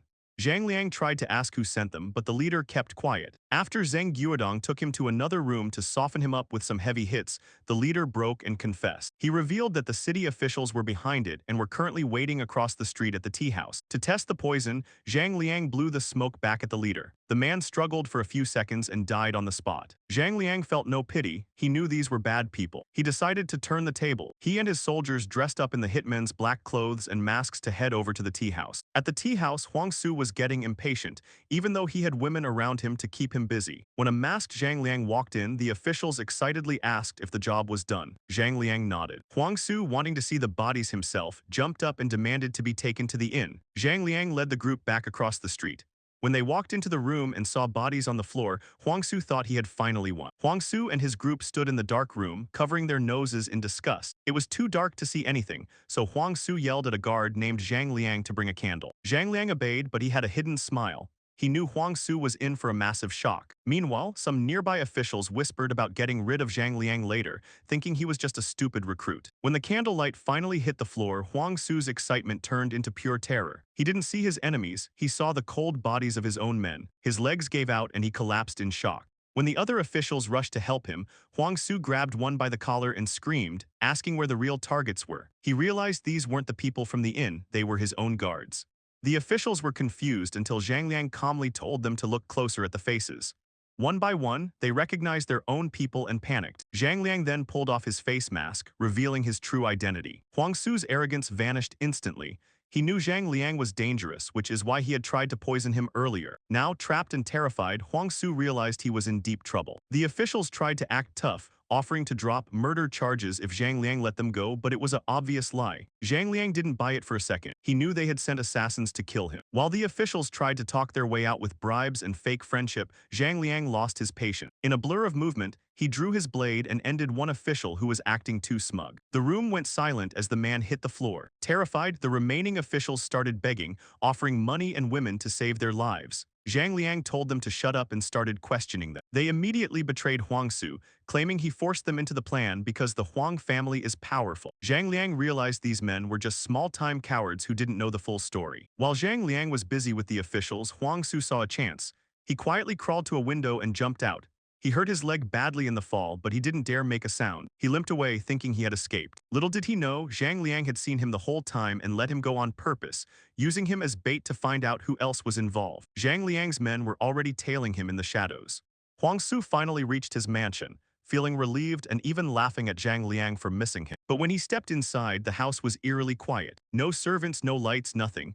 Realizing something was wrong, he tried to run back out, but a man stepped from the shadows and knocked him out with a wooden club. The mysterious man tied Huang Su up like a piece of trash, happy that his weight wasn't for nothing. He dragged the unconscious Huang Su back toward the inn. All the while, Zhang Liang's elite tiger and leopard cavalry followed silently from the darkness, watching every move. The man reached the inn and tossed Huang Su's body at the front door, right where Zhang Liang was waiting. The man hurried away to a large, heavily guarded mansion. Inside, he reported to his master Liu Hu that the target had been caught and dropped off at the inn as planned. Liu Hu was pleased and immediately went to inform his father, Liu Yu, who was calmly drinking tea. Liu Yu didn't seem surprised. He simply told his son to reward the servant but warned him to keep his mouth shut. Then his tone turned cold. To avoid any future trouble, he ordered Liu Hu to eliminate everyone else in that mansion. Meanwhile, Zhang Liang's elite guards, the tiger and leopard riders, had been watching from the shadows.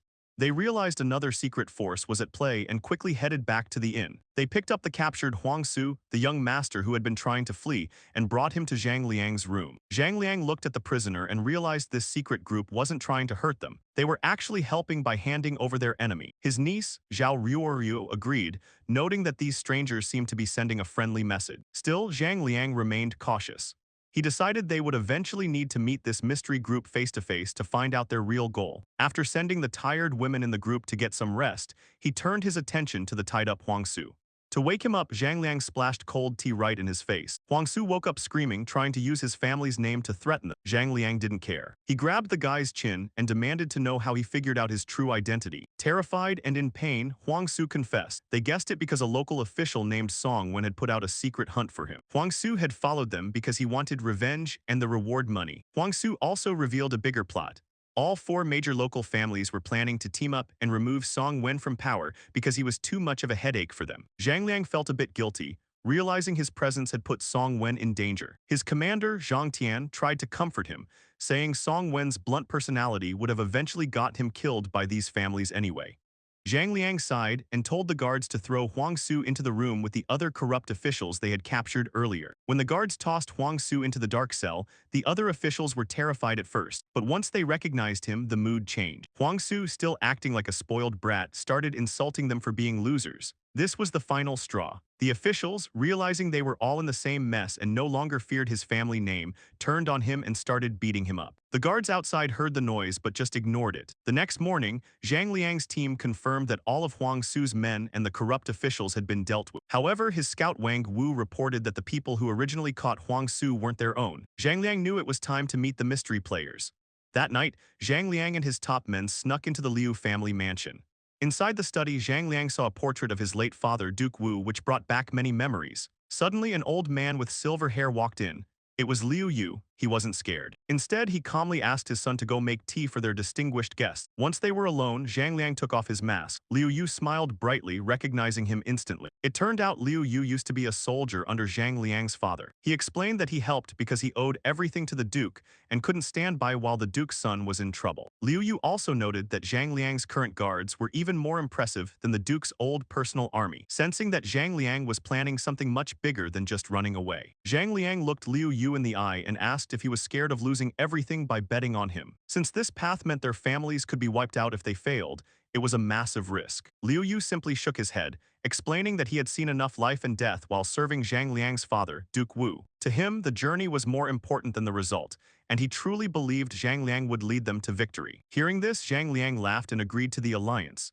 He needed the Liu family's support to build his power, and this was their way of showing total loyalty. Liu Yu then asked how he planned to handle the corrupt officials and the young master of the Huang family they had captured. Zhang Liang asked for advice and Liu Yu suggested something bold. Instead of heading to the wild southern lands immediately, they should take over Ninggu City and use it as their main base. The city was built like a fortress to stop barbarian attacks, making it the perfect shield. Zhang Liang worried the imperial court would find out, but Liu Yu smiled and explained that they could slowly replace all city officials with their own people. By keeping a low profile and gathering intel, they could control the city from the shadows. Zhang Liang liked the plan and gave the green light. To make things more comfortable, Liu Yu offered Zhang Liang a private, secure mansion to stay in. Zhang Liang accepted, knowing that refusing would look like he didn't trust his new ally. This made Liu Yu very happy, and the mood became much more relaxed. Suddenly, Liu Yu's son, Liu Hu, knocked on the door. There had been some drama between him and Zhang Liang before, so Liu Yu had already punished him. Zhang Liang acted like a bigger person and told the old man not to worry about it, as he had already forgotten the small conflict. Liu Yu called his son in and made him apologize. Liu Hu bowed respectfully and Zhang Liang gave him a piece of advice. Control your temper or it'll get you in trouble later. As night fell, Zhang Liang and his crew headed back to their inn. He told his sisters-in-law the good news about the new house and their new ally. The next morning, they moved into the mansion. It was a beautiful, quiet place surrounded by trees. Liu Yu had even provided trained maids to serve them, making sure to warn the staff that Zhang Liang was their new boss and must be treated with total respect. While Zhang Liang was settling in, a group of shady refugees watched from a distance. Their leader, a cruel man who had led his group to do unthinkable things to survive during the famine, recognized Zhang Liang. He was annoyed that Zhang Liang was acting like a hero by feeding people. The leader told his followers that they would use Zhang Liang's kindness against him to get what they wanted. Later that day, Liu Yu took Zhang Liang and his general, Zhang Tian, to a secret room where the captured officials were being held. The room was dark and cold.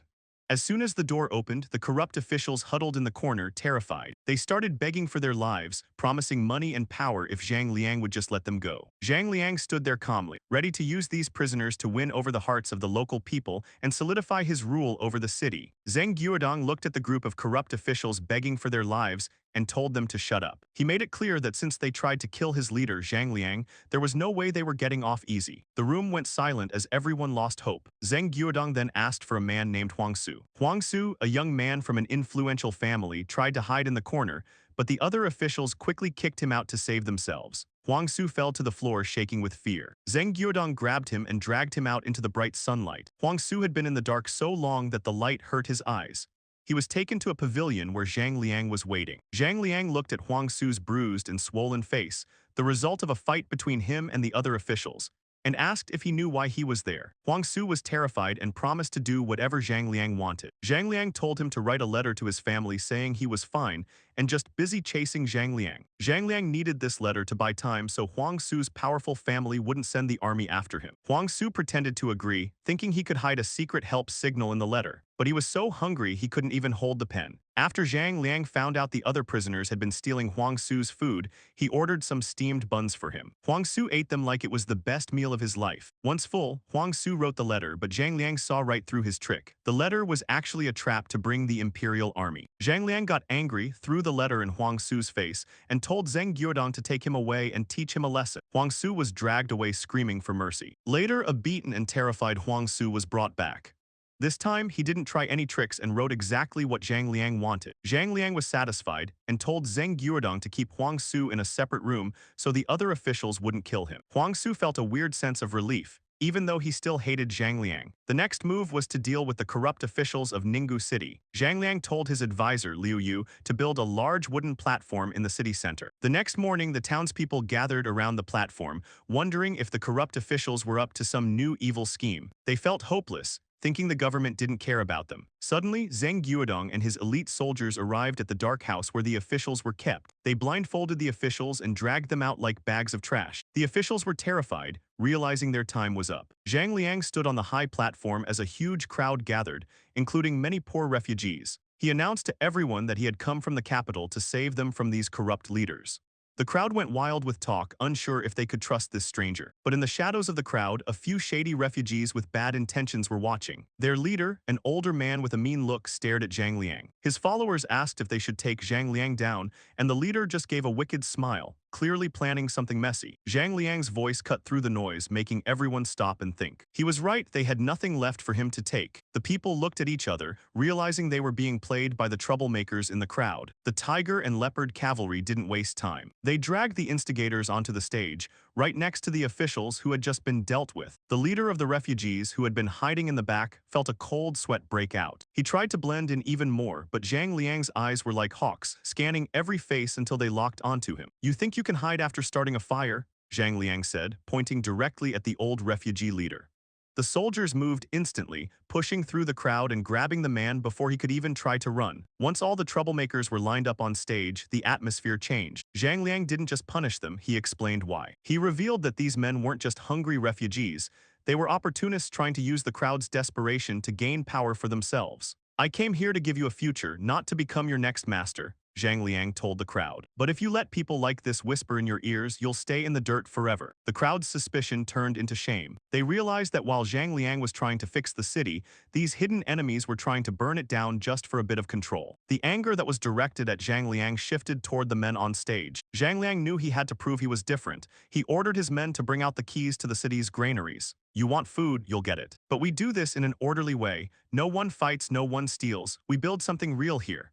Seeing the grain actually being brought out, the people finally broke. Some fell to their knees in relief while others cheered. The complex emotions of the day, the fear of the officials, the execution, and the near riot, finally settled into a sense of hope. Up in the tea house, Liu Yu and Zhang Tian watched as the chaos turned into order. Zhang Tian smiled, impressed by how Zhang Liang handled the pressure. He didn't just use force, he used the truth to win the people over. As the sun began to set over Ninggu City, the long-standing shadow of the corrupt officials was gone. The people were finally eating. And for the first time in years, they weren't looking over their shoulders in fear. Zhang Liang stood on the platform, watching the city breathe again, knowing the real work of rebuilding was just beginning.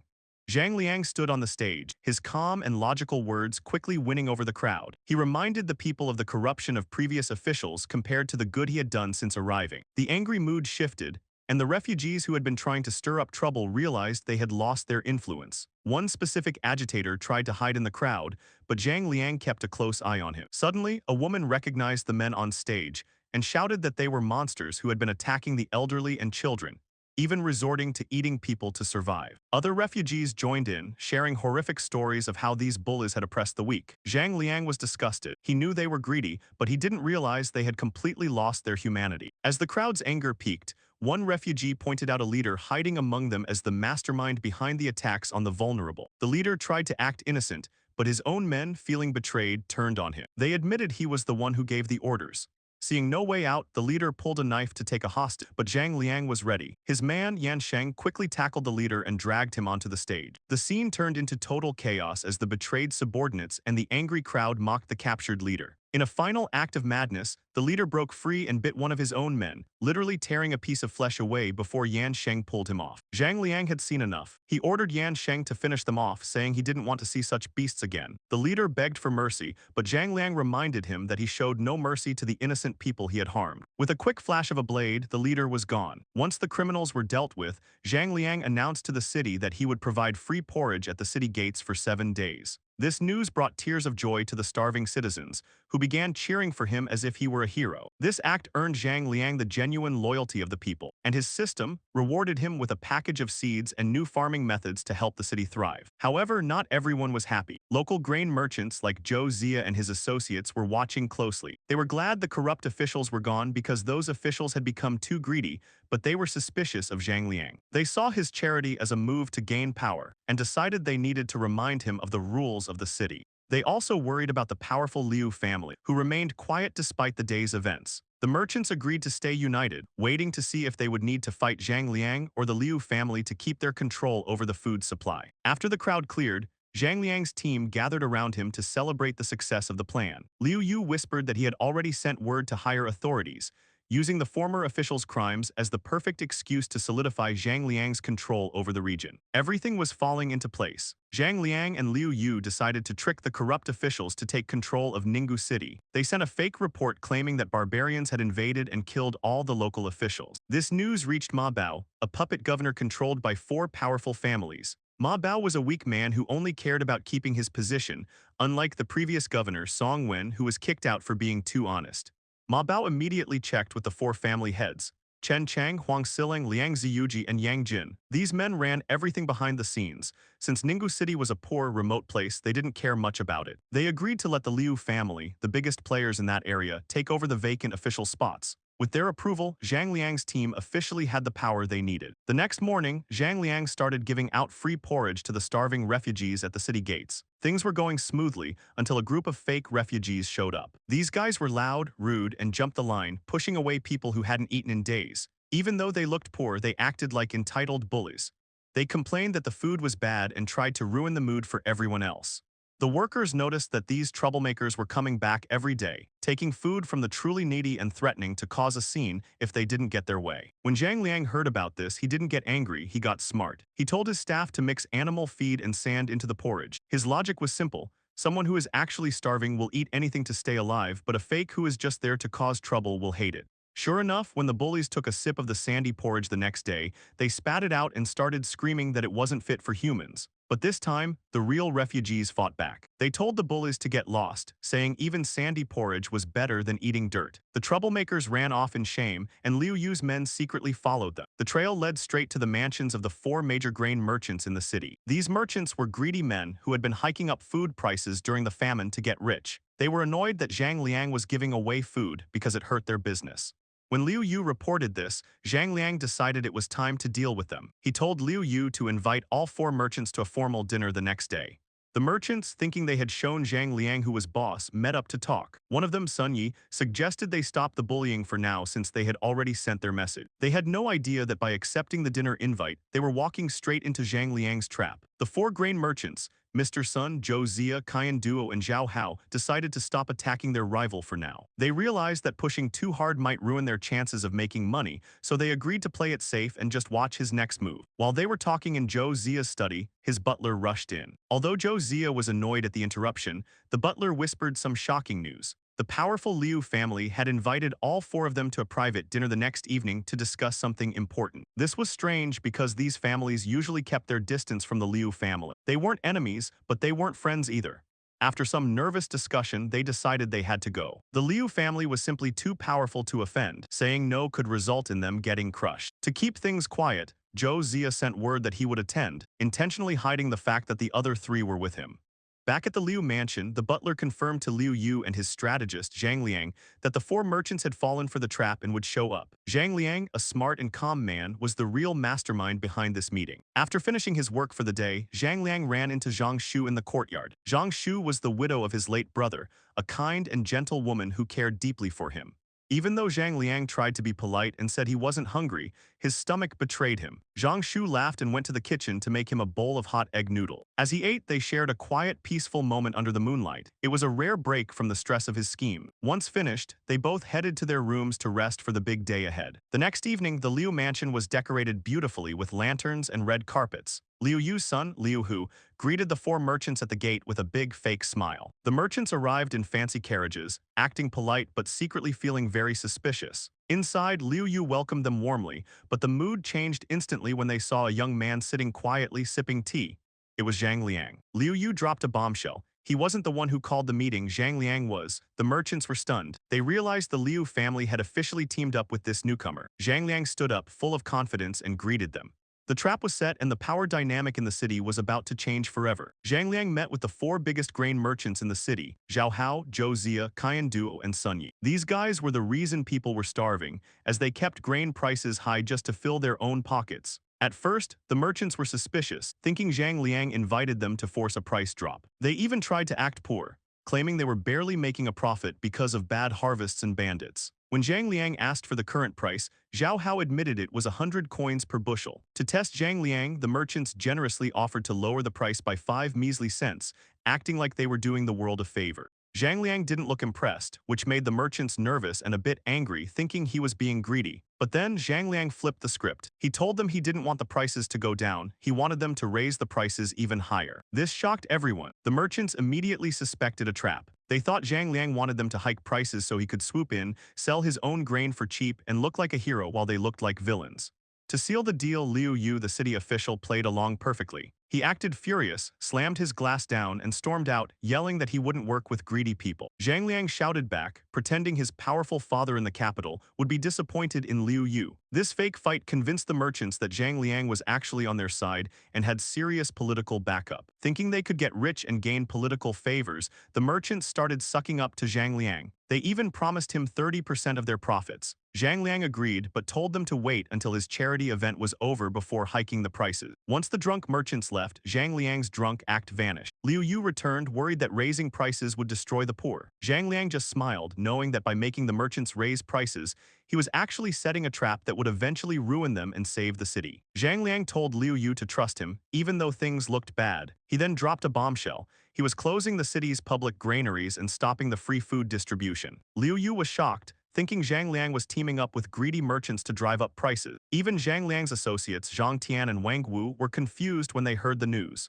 Zhang Liang explained his logic. The city didn't have enough grain to feed everyone for long anyway. Even at the current high price, most people couldn't afford food, so raising the price further wouldn't change much for the poor, but it would serve a bigger purpose. He asked for a map and saw that most food came in by the river. 7 days later, the soup kitchens closed, and a notice went up saying the graineries were shut and prices were rising. The people were furious, calling the officials corrupt. Meanwhile, the 4 major grain merchants, led by a man named Zhou Zia, were celebrating. They thought they had won and immediately jacked up their prices to make a fortune. As days passed, grain prices hit insane level. Desperate people surrounded the government office, begging for mercy, but the officials, who were actually loyal to Zhang Liang, stayed quiet. The crowd then rushed to Zhang Liang's house for help, only to be told he had left the city. Despair hit an all-time high.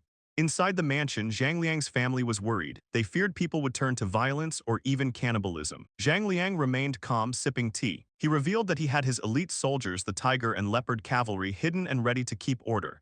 He explained his real plan. By letting prices skyrocket, he had tricked outside merchants from other cities into rushing their grain to Ninggu City to make a profit. Now, the city was actually full of food brought in by outsiders. The high prices were just a bubble ready to burst. Zhang Liang ordered his men to prepare sandbags and get ready for the final move. That night, the wealthy grain merchants threw a massive party with fancy food, mocking the starving people outside. They thought Zhang Liang was on their side and that they were about to become even richer. The next morning, prices jumped again. The atmosphere in the city was like a powder keg. Finally, Zhang Liang showed up at the government office. He told the stressed-out magistrate Shen Zui that it was time. He ordered a new notice to be posted. The government graineries were opening and selling grain at a much lower price of 105 coins. At the same time, he ordered his army to seize the docks and shut the city gates. No one was allowed to take their grain out of the city. Anyone who tried to flee with their stock would be killed. The trap was set, and the greedy merchants were about to lose everything. Zhang Liang and his team were done watching the people of Ninggu City suffer. The city was a mess, grain prices were insane, and the local merchants were getting rich while everyone else starved. Zhang Liang decided it was time for a massive move to break their monopoly. He ordered the government graineries to open up and sell grain at 110 coins, less than half of what the greedy merchants were charging. Liu Yu, one of his advisors, was worried. He knew the graineries were almost empty and feared that if the merchants just waited a few days, Zhang Liang would run out of food and lose everything. But Zhang Liang just smiled. He had already prepared a secret relief supply outside the city. His plan was simple: create a panic. He knew that if small merchants thought a huge supply of cheap food was coming, they would rush to sell their stock before prices crashed. To make it even more believable, he ordered his men to spread rumors that a massive shipment was on the way and told them to make people line up slowly, making the sale last as long as possible. In the city square, the atmosphere was tense. A man was even trying to start a riot, telling everyone they were going to die anyway so they might as well fight. But just then, soldiers galloped through the streets announcing the new low price. The crowd went silent in shock. People couldn't believe it. 110 coins, that was a lifesaver. They dropped their weapons and rushed to the graineries, praising Zhang Liang as their hero. Meanwhile, the 4 major grain tycoons, Zhou, Qian, Sun, and Zhao, were chilling at a mansion, bragging about how they were going to hike prices even higher. They actually thought Zhang Liang was on their side because they had promised him a cut of the profits. When a servant rushed in to tell them the government was selling cheap grain, they nearly choked on their tea. They ran to Zhang Liang's house to demand answers, but the guards blocked them, claiming Zhang Liang was away. Back at their base, the merchants realized they had been played. They figured Zhang Liang was bluffing and didn't actually have enough grain to last. Their plan was to fight back by buying up all the government's cheap grain themselves. If they owned all the food again, they could keep the prices high. Zhang Liang's men saw these merchants' goons joining the lines to buy everything up and got nervous. They wanted to stop the sales, but Zhang Liang told them to stay calm. He told them to let the merchants buy as much as they wanted. He then ordered his elite cavalry to escort his secret grain into the city with a huge show of force. He wanted every citizen and merchant to see wagon after wagon entering the city. By making it look like he had an endless supply, he knew the market would panic. The merchants would realize they couldn't buy it all, and they'd be forced to drop their prices to sell what they had before it became worthless. With a cold look in his eyes, Zhang Liang watched his plan unfold. He wasn't just trying to feed the city, he was trying to bankrupt the people who had bled it dry. As the sun beat down, Yan Sheng and Zheng Guodong galloped toward the city gates to start the final phase of the trap. Prince Wang's men, Yan Sheng and Zheng Guodong, took control of the city gates with their heavy cavalry. They issued a strict order. The gates were sealed, and not a single grain of food was allowed to leave Ninggu City. Anyone trying to smuggle food out would be finished. Immediately after, a massive line of carts filled with grain bags rolled into the city's granary. The local people who had been starving and waiting in long lines were moved to tears. They cheered for Prince Wang, believing he had finally saved them from the greedy merchants. Yan Sheng announced to the crowd that the prince had collected a huge amount of food and that everyone would get their share. Meanwhile, spies working for the four big grain merchants, Zhou, Qian, Zhao, and Sun, were watching from the shadows. Seeing the endless supply of grain, they panicked and ran back to Zhou's mansion. When the merchants heard the news, the room went silent. Zhou Zia tried to act tough, claiming it was a trick and the bags were probably filled with sand, but his shaky voice gave away his fear. He told the others they had to stick together to survive this. Back at his place, Zhang Liang was calmly sipping tea. When his men reported that people were buying food in bulk, he simply told them to keep selling. He then invited his team to go out in casual clothes to watch the show. He knew the grain prices were about to crash because fear was already spreading like wildfire among the merchants. Out in the streets, the situation was a mess. Hundreds of outside merchants had traveled long distances to Ninggu City, hoping to sell grain at high prices and make a fortune. But with the granary open and the city gates locked, they realized they were trapped. If they didn't sell fast, they would lose everything. One merchant broke first, dropping his price to 91 coins just to get rid of his stock. This started a chain reaction. Every other merchant began undercutting each other to avoid going bankrupt. Zhang Liang watched the chaos with a smile. He explained to his officials that this was just human nature. Everyone was too scared of being the last one holding the bag. He then ordered his men to drop the government's grain price even lower, to 85 coins, and told them to start buying up the cheap grain the panicked outside merchants were dumping. Inside the Zhou mansion, the four big bosses were losing their mind. When a servant reported that prices had hit 91 coins, Sun Yi slammed the table in rage, refusing to believe it. He accused the servant of lying, but the poor guy kowtowed in terror, swearing it was the truth. Zhou Zia finally realized they had been played. He had underestimated Zhang Liang, thinking he was just an inexperienced kid. Instead, Zhang Liang had lured all these outside merchants into the city with high prices, trapped them by closing the gates, and then forced a price war that was now destroying the local monopoly. Zhou Zia closed his eyes in pain, realizing that the four old foxes were the ones who had walked straight into a trap. Master Zhou let out a long sigh, feeling like an old pro who finally got played by a beginner. His fellow grain merchants, Zhao Hao, Qian Du, and Sun Yi, were panicking and demanded to know what was going on. Zhou explained the trap. That man named Wang wasn't helping them get rich by raising prices, he was setting them up. By hiking the grain prices in Ninggu City, Wang was attracting outside traders to bring even more grain into the city. Once the market was flooded, the government planned to dump their own massive supplies at a low price, making the market crash. The merchants realized they had been greedy fools, buying up the government's old, expensive grain while Wang was getting ready to ruin them. Just then, a servant rushed in with terrible news. The government had just announced they were selling grain at a much lower price. Even worse, Wang was using the merchants' own money to buy back grain at these new low rates. The shock was too much for Master Zhou. He literally spit out blood and collapsed into a chair. The four merchants pretended to stick together, making a pact not to sell a single grain so they could force the prices back up. They acted like brothers, promising to fight this together. But the moment they left Zhou's house, the brotherhood evaporated. Master Zhou, despite being sick, immediately ordered his butler to secretly sell all their grain at a discount. He knew his partners wouldn't keep their word and wanted to dump his stock before they did. He was right. Sun Yu was already in his carriage, laughing at the fake deal they just made, telling his staff to sell everything immediately. He figured it was better for his friends to go broke than him. The other two merchants were doing the exact same thing, rushing to their shops to sell off their stock before the price hit rock bottom. Back at his mansion, Zhang Liang was the picture of calm. He was casually feeding fish in his pond while his friends, including Qin Yulan and Zhang Zuking, worried about the chaos outside. Zhang Liang told them not to stress because the hard part was already over. As they spoke, messengers kept sprinting in with updates. The grain price was crashing fast, dropping from 90 to 80, then 70 coins in just minutes. The merchants were panicking and underselling each other so fast that the market was in a freefall. Qin Yulan and the others were stunned. They had struggled for so long to help the people, but Zhang Liang had broken the powerful merchants' monopoly in just one afternoon by simply playing on their greed and lack of trust. As the price finally became affordable for the common people, Zhang Zuking poured Zhang Liang a cup of tea, eager to hear exactly how he pulled off such a perfect trap.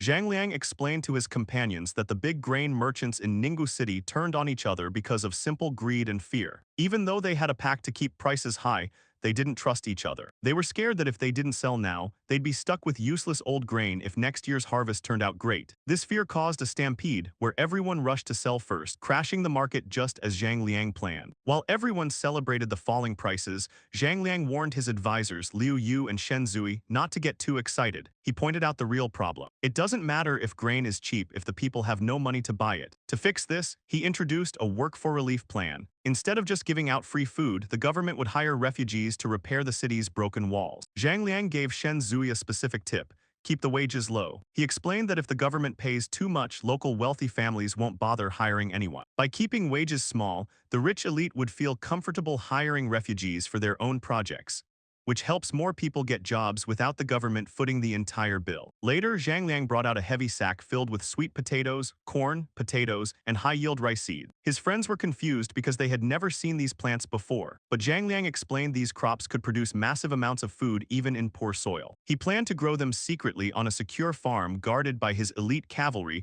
before distributing them to the public. This was his long-term plan to end hunger forever. In the middle of these serious talks, Liu Hu arrived with an invitation to an annual poetry gathering where all the powerful families from nearby cities meet. Zhang Liang decided to go, seeing it as a perfect chance to study the local players. When he shared the news during dinner, the girls in the house who had been stuck inside for safety were thrilled. Zhang Zuking was especially excited to finally get out of the house. Zhang Liang promised to take them along, even as the older women in the group hesitated, thinking about the social scene ahead. Zhang Liang's group was hesitant about the poetry gathering, fearing they might mess up his plans. Zhang Liang just smiled and reassured his sisters-in-law that it was a simple event with no strings attached. Reassured, the women agreed to go. A few days later, a respectful man named Liu Hu arrived to pick them up. To avoid unwanted attention, the women wore veils, but their elegant vibes still stood out. Zhang Liang couldn't help but compliment them, leading to some playful teasing from the girls before they all headed out in a carriage. When they arrived at Wenyuan Pavilion, the place was packed with scholars and fancy carriages. Right across from this temple of literature was a lively brothel, creating a strange mix of poetry and party vibe. As Zhang Liang headed inside, he overheard two sketchy scholars, Zhang Xing and Brother Huang, making gross jokes about trapping women. Zhang Liang shook his head in disgust and walked away, entering the beautifully decorated hall where he met his contact, Liu Yu. As they moved to their seats, a rich brat named Chu Zun spotted Zhang Liang's female companions. Entranced by their figures, Chu Zun decided to make a move, egged on by his followers who called him a great talent. He approached them with a fake gentlemanly act, but the women were clearly uncomfortable. When he tried to grab Zhao Ruorio's hand, she dodged him. Despite the rejection, Chu Zun stayed pushy, demanding their names. Qin Yulan tried to walk away, which bruised Chu Zun's ego. His goons surrounded the women, insulting them for not knowing their place and bragging about Chu Zun's powerful family. Just as things were getting heated, Zhang Liang stepped in. He didn't hold back, calling Chu Zun a street thug and mocking his fake refined look. When Chu Zun got angry, Zhang Liang doubled down, calling him a dog and making fun of his weak, sickly appearance from spending too much time in brothel. Chu Zun was fuming, but backed off after a follower warned him that Zhang Liang was a guest of the powerful Liu family. However, Chu Zun wasn't done. He quietly plotted to humiliate Zhang Liang during the poetry contest. Meanwhile, a man named Yang Bao, who also hated Chu Zun, approached Zhang Liang to praise his bravery. Zhang Liang used a fake name, Wang Wenjuo, to stay cautious. The chatter died down when a respected old scholar named He Tianchun entered the room. Though he wasn't a politician, his influence was huge because many of his students held high-ranking jobs. Everyone straightened up as the old man took his seat and officially started the poetry gathering, setting the stage for the upcoming clash of wits. Liu Yu turned to an old scholar named He Tianchun, a highly respected man whose opinion could make or break a person's career. Liu Yu suggested that He should host the poetry gathering, and everyone quickly agreed, hoping to suck up to the old man. While the young crowd was shouting and trying to get noticed, Zhang Liang sat quietly. He knew He had seen it all and wouldn't be impressed by fake flattery. He accepted the role and picked spring as the first theme. This made some people happy because they had poems ready, while others started panicking. A talented but arrogant guy named Chu Zun stood up first. He tried to act cool to impress some girls in the crowd, including Qin Yulin, but they just thought he was annoying. Chu Zun recited a poem about willow trees and fading shadows. His friends cheered like crazy, calling it a masterpiece even though it was just okay. He gave a polite nod but wasn't truly impressed. He felt that modern students were just playing word games instead of writing anything with real heart. Seeing He's lukewarm reaction, Chu Zun got annoyed. He remembered his earlier grudge with Zhang Liang and decided to set a trap. He stood up and told the whole room that Zhang Liang had secretly called everyone their garbage, who wasn't worth mentioning. This immediately made the whole room angry. The other scholars felt insulted and started glaring at Zhang Liang. He even frowned, wondering if Zhang Liang was really that arrogant or if Chu Zun was just being a snake. Chu Zun's friends started shouting, calling Zhang Liang a coward and demanding he prove himself. Zhang Liang's friend Liu Yu wanted to defend him, but Zhang Liang stopped him. He stood up calmly, looked around the room, and doubled down. He looked everyone in the eye and said, "Actually, Chu Zun is right. I really do think you guys are garbage." The room went dead silent. He was so shocked he accidentally pulled out a few hairs from his beard. Chu Zun was secretly celebrating, thinking Zhang Liang had just ruined his own life. But then Zhang Liang began to recite. He spoke of a good rain that knows its season, falling silently at night and bringing life to the world. As he finished, the anger in the room turned into pure shock. The poem was beautiful and way better than anything else they had heard. He started clapping, calling it a masterpiece that brought glory to the literary world. Chu Zun was furious that his plan backfired. He signaled his friends to stir up trouble again. One of them stood up and accused Zhang Liang of stealing the poem from someone else, claiming no one that young could write something so perfect. Zhang Liang didn't get into a big argument. He just said that if they didn't want to believe him, no amount of talking would change their minds. When another guy kept pushing and called him a liar, Zhang Liang's patience finally ran out. He told them to stop the talk and just set the rules for a challenge. Seeing an opening, the group suggested a direct competition to prove once and for all who actually had the talent. Before the other guy could celebrate, Yang Bao jumped up and called him out for being unfair. He demanded a real apology, leaving the subordinate speechless. Yang Bao then looked at Chu Zun, a wealthy and arrogant noble, and asked if he had anything to say for his man's behavior. Chu Zun, feeling the pressure, made a huge bet. If Zhang Liang won a poetry competition, Chu Zun would give up his precious family sword. Zhang Liang wasn't satisfied. He demanded a public apology too. Chu Zun was furious, but he remembered how good Zhang Liang's poetry was and hesitated. He eventually agreed but added a nasty condition. If Zhang Liang lost, he had to bow down and admit he was wrong. As Chu Zun said this, he looked at Zhang Liang's female friends, Qin Yulin and the others, with a creepy vibe. The girls immediately felt uneasy, realizing they were his real targets, but Qin Yulin stayed confident that Zhang Liang wouldn't let them down. Zhang Liang accepted the challenge and asked He Tianchen, a famous and fair scholar, to be the referee. He Tianchen set the first topic, the summer lotus flowers in the pond. Chu Zun acted smug because he already had a perfect lotus poem memorized from before. He stepped forward, acting all elegant, and recited a poem about the moon and pure flowers. The crowd was impressed and his followers cheered loudly. Chu Zun then walked up to Zhang Liang, acting like he had already won, and asked what he thought. Zhang Liang just smiled and said the poem was average. Chu Zun's smile froze and he challenged Zhang Liang to do better. Zhang Liang took a deep breath and recited a masterpiece about the West Lake in June, describing lotus leaves stretching to the sky and bright red flowers under the sun. The room went dead silent. It was so good that He Tianchen shouted that it was a total crush. He explained that Zhang Liang's poem was on a whole different level compared to Chu Zun. Chu Zun was in shock. He couldn't believe his prepared poem lost to something Zhang Liang just came up with. He felt humiliated, like he'd been slapped in public. While everyone else was cheering, Zhang Liang stayed calm and asked to start the next round. Everyone was hyped for the second round. Chu Zun, desperate to win, tried to change the rules so he could pick the topic, hoping to catch Zhang Liang off guard. But He Tianchen was annoyed by his disrespect and ignored him, picking the next topic himself. Wine. Chu Zun was terrified because he didn't have a backup poem for wine, so he asked Zhang Liang to go first, pretending to be polite just to buy himself time. Zhang Liang didn't mind. He started reciting a legendary poem about the yellow river rushing from the sky and the sadness of getting old. The crowd lost their minds. He Tianchen was shaking with excitement, calling it a masterpiece that would be remembered forever. Zhang Liang's friends were beaming with pride. Chu Zun's face went pale. He knew he was finished. No matter how hard he tried, he couldn't compete with lyrics that powerful. Zhang Liang finished the poem with a line about enjoying life to the fullest. He then turned to Chu Zun and mockingly asked if he had finished thinking of his own poem yet. Chu Zun, crushed and jealous, had no choice but to admit defeat. Zhang Liang asked He Tiantian if it was time for Chu Zun to pay up. Chu Zun walked over and whispered a threat, telling Zhang Liang that the Chu family could crush him like a bug if he pushed too hard. Zhang Liang didn't back down. He realized Chu Zun was trying to snake his way out of the deal. He called Chu Zun out loudly in front of everyone, exposing how he used his family name to bully others and was now trying to break his promise. This caused a huge stir among the students, making Chu Zun look even worse in public. Chu Zun was already embarrassed in front of everyone, and Zhang Liang's words just made it worse. The crowd was whispering, laughing, and looking down on him. Chu Zun got so worked up that he actually coughed up blood right there, shocking everyone around him. Zhang Liang stepped back to avoid getting stained, then smiled and said he wouldn't push further, but his tone made it clear he had already won. He Tiantian, a man with serious status and influence, then called out Chu Zun directly, questioning how his family raised him. That scared Chu Zun enough to swallow his pride. He apologized to Zhang Liang through gritted teeth,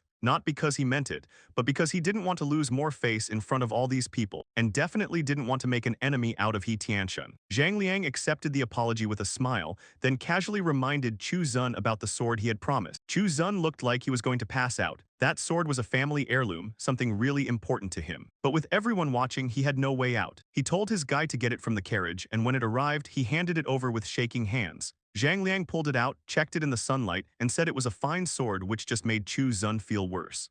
Chu Zun held back another mouthful of blood, shot Zhang Liang a look full of pure hatred and walked off with his crew. The two were now proper enemies, but Zhang Liang just laughed it off. After Chu Zun left, Zhang Liang brought the energy back up, got the crowd talking again, answered questions about his poems, and spent the rest of the gathering drinking and chatting with everyone. Zhao Ruoryu was happy watching him shine. Wang Zuyi was a little worried about how much he was drinking, but Zhang Shu told her to relax. When the poetry gathering wrapped up and everyone headed out of Wenyuan Pavilion, Yang Bao threw his arm around Zhang Liang, still buzzing from the whole Chu Zun moment. Zhang Liang kept it calm and said he never starts trouble, but if someone comes at him, they get what they deserve. Yang Bao laughed along but then got serious.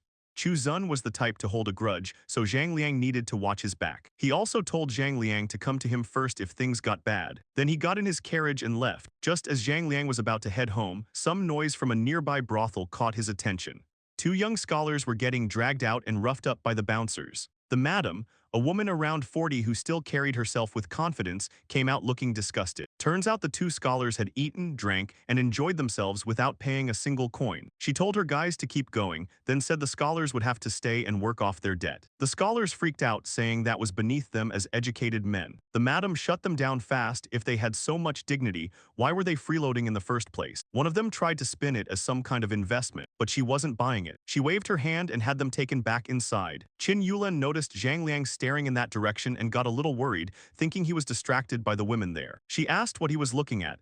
Zhang Liang snapped back and awkwardly explained he was just thinking about something. Zhang Shu gave him a gentle reminder that he wasn't getting any younger and should think about settling down. Meanwhile, Zhang Zuqing and Wang Zuyi literally stepped in front of him to block his view, which was both funny and kind of sweet. Zhang Liang assured everyone he had zero interest in going there, and after a moment they believed him. He suggested they all head home. Everyone got into their carriages, and the convoy made its way back to the mansion. Back home, Zhang Liang asked Liu Yu to gather Zhang Tian and the others in his study. Once everyone was seated, Zhang Liang got straight to the point. He wanted to set up an intelligence network. The room went quiet for a second as everyone took it in. Liu Yu was the first to back the idea, saying that with everything going on in the world right now, having early information would make a huge difference. Everyone else came around quickly after that. With the decision made, the next question was who should run it. The room went quiet again. This wasn't a small job.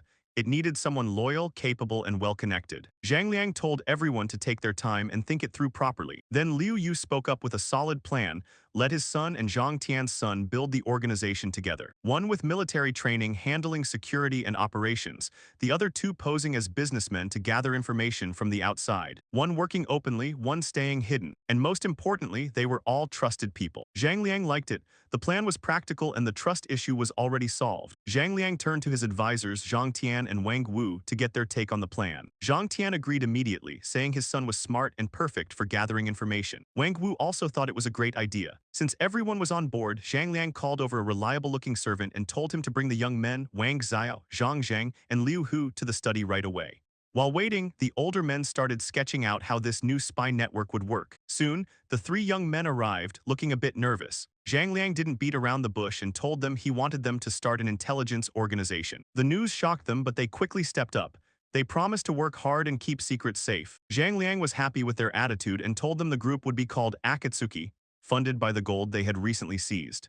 Meanwhile, in a dark hall far away, a man with a deep scar on his face sat waiting for news. He was the leader of a powerful gang and looked like someone you wouldn't want to mess with. One of his guys rushed in, breathing hard, claiming they had finally found a lead on a person they had been hunting for a long time. The boss got angry when he realized it was just a maybe, smashing his wine glass in a rage. The subordinate explained that the target was hiding in Ninggu City near the border. The boss decided right then that he would go there himself. He wasn't taking any chances. He wanted to personally finish off whoever was left of the Duke of Wu family to settle an old score. He touched the scar on his face, remembering the night he lost everything, and swore he would get his revenge. He ordered his men to eat up and get ready to move out at dawn. Back at Zhang Liang's place, the meeting was wrapping up. It was late, so the advisors headed home. Zhang Liang was about to go to bed when his sister-in-law, Zhang Shu, surprised him with some late-night snacks. He followed her to the dining room, but his mood shifted when he saw all four of his sisters-in-law waiting for him. He had a bad feeling that this wasn't just about food. As he ate, the women didn't join in.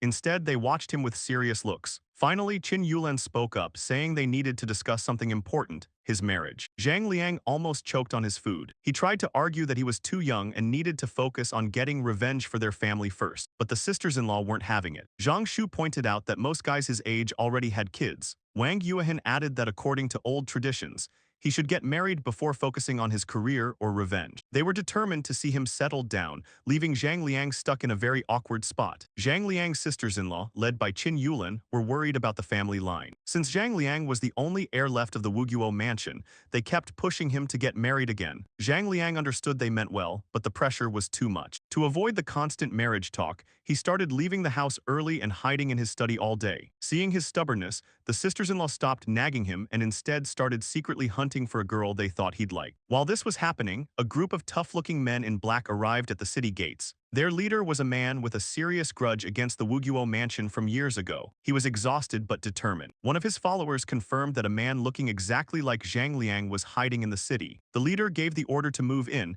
and they settled into a local inn to start their search. However, Zhang Liang wasn't unprotected. He had built a secret spy network called Akatsuki that covered the entire city. His right-hand man, Wang Wu, quickly reported that a group of underworld fighters had entered Ninggu City. Zhang Liang was worried about the chaos these martial arts experts might cause, so he told Wang Wu to find out exactly why they were there. The Akatsuki members moved fast. They snatched one of the leader's men in an alley, dragged him to a dark room, and beat him until he talked. The guy spilled everything. His boss wanted revenge on the Wuguo mansion, and they also wanted the massive reward the imperial court was offering for Zhang Liang's head. Once they got the info, the spies finished the guy off to keep things quiet and reported back to Wang Wu. When Wang Wu told Zhang Liang about the threat, he expected Zhang Liang to hide. Instead, Zhang Liang came up with a bold plan. He decided to use himself as bait. He ordered his men to infiltrate the enemy group and intentionally leak his location. He wanted to draw them out to see who they were and learn more about what was happening in the outside world. Wang Wu and the other commanders, Zhang Zheng and Liu Hu, were shocked and worried about the risk, but Zhang Liang wouldn't back down. They eventually gave in and started setting the trap, making sure they had enough hidden soldiers to protect Zhang Liang when the time came. Back at the inn, the enemy leader was furious because his men couldn't find Zhang Liang. He started screaming at them, calling them useless. Just then, one of the subordinates, who was actually a spy sent by Zhang Liang, stepped forward. He claimed he found a lead. He told the leader that Zhang Liang was using a disguise and living in a remote part of the city. The leader was impressed and fell for the story. To show off his fairness and reward the spy, he gave him some silver coins in front of everyone. This was a calculated move to make the other followers jealous so they wouldn't team up against him. The spy played his part perfectly,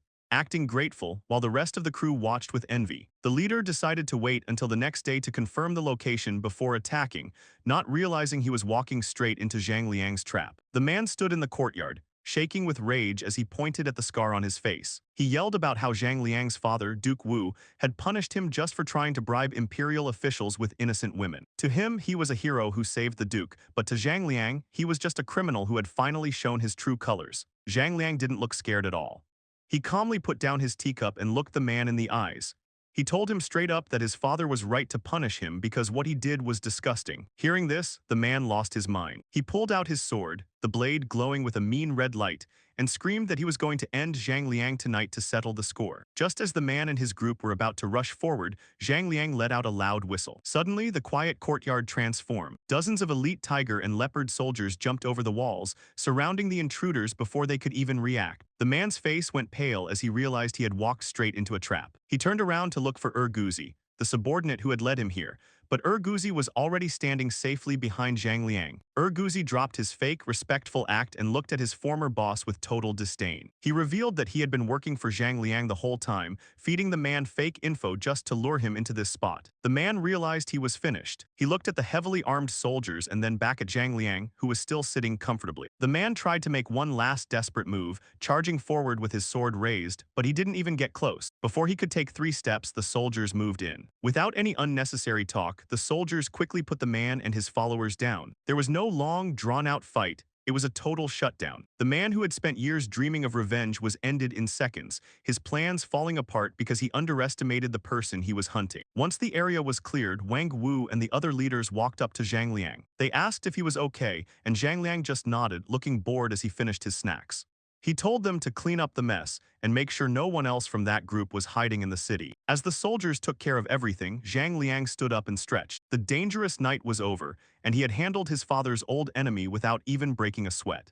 He walked out of the courtyard, ready to go home and finally get some sleep, leaving the quiet alleyway behind as if nothing had happened. Zhang Liang knew his father wasn't the type to attack people for no reason. He looked at the man leading the group and told him straight up that he was a scumbag for picking on innocent people just to please his bosses. This really pissed the man off, and he started laughing like a crazy person, bragging that Zhang Liang's family home was gone and that he was a wanted man now. The man thought he had the upper hand because he had a whole group with him while Zhang Liang was alone. He joked that they could beat Zhang Liang into a pulp, but Zhang Liang didn't look scared at all. Instead, he smiled and clapped his hands. Suddenly, a bunch of archers appeared on the walls, aiming right at the invaders. The mood changed instantly. The arrogant guys were now shaking with fear because they were surrounded. The man realized he was in trouble and tried to act tough, calling Zhang Liang a rebel. Zhang Liang's eyes went cold. He said he only did this because the emperor betrayed his family's loyalty. The man tried to sneak closer to Zhang Liang, hoping to grab him as a hostage to escape. He reached for a hidden knife, but Zhang Liang was way faster. He grabbed the man's arm, dropped him to the ground, and kicked him hard. The man was shocked because he thought Zhang Liang was just a weak scholar, but he realized the family had been hiding their true strength all along. Zhang Liang told him to talk if he wanted a quick end, but the man spat at him and refused. He then tried to trick his own followers into fighting to the death, promising them money and fame if they took Zhang Liang down. Greed took over and the men rushed forward. Zhang Liang didn't panic. He grabbed a blade and handled them easily while his archers rained arrows down, finishing off most of the attackers. Seeing his men getting destroyed, the leader spotted a small hole in the wall and tried to crawl out like a coward, leaving his crew behind to die. But as he was halfway through, someone grabbed his legs and dragged him back into the yard. It was Urguzi, one of his own men who turned out to be working for Zhang Liang the whole time. The leader was furious and tried to choke Urguzi, but an arrow hit his arm, making him let go. Urguzi beat him down until he couldn't move and dragged him in front of the remaining survivors. Zhang Liang told the rest of the guys that if they dropped their weapons right now, he'd let them live. Seeing their boss defeated and covered in blood, the men gave up and dropped their swords, finally bringing silence to the courtyard.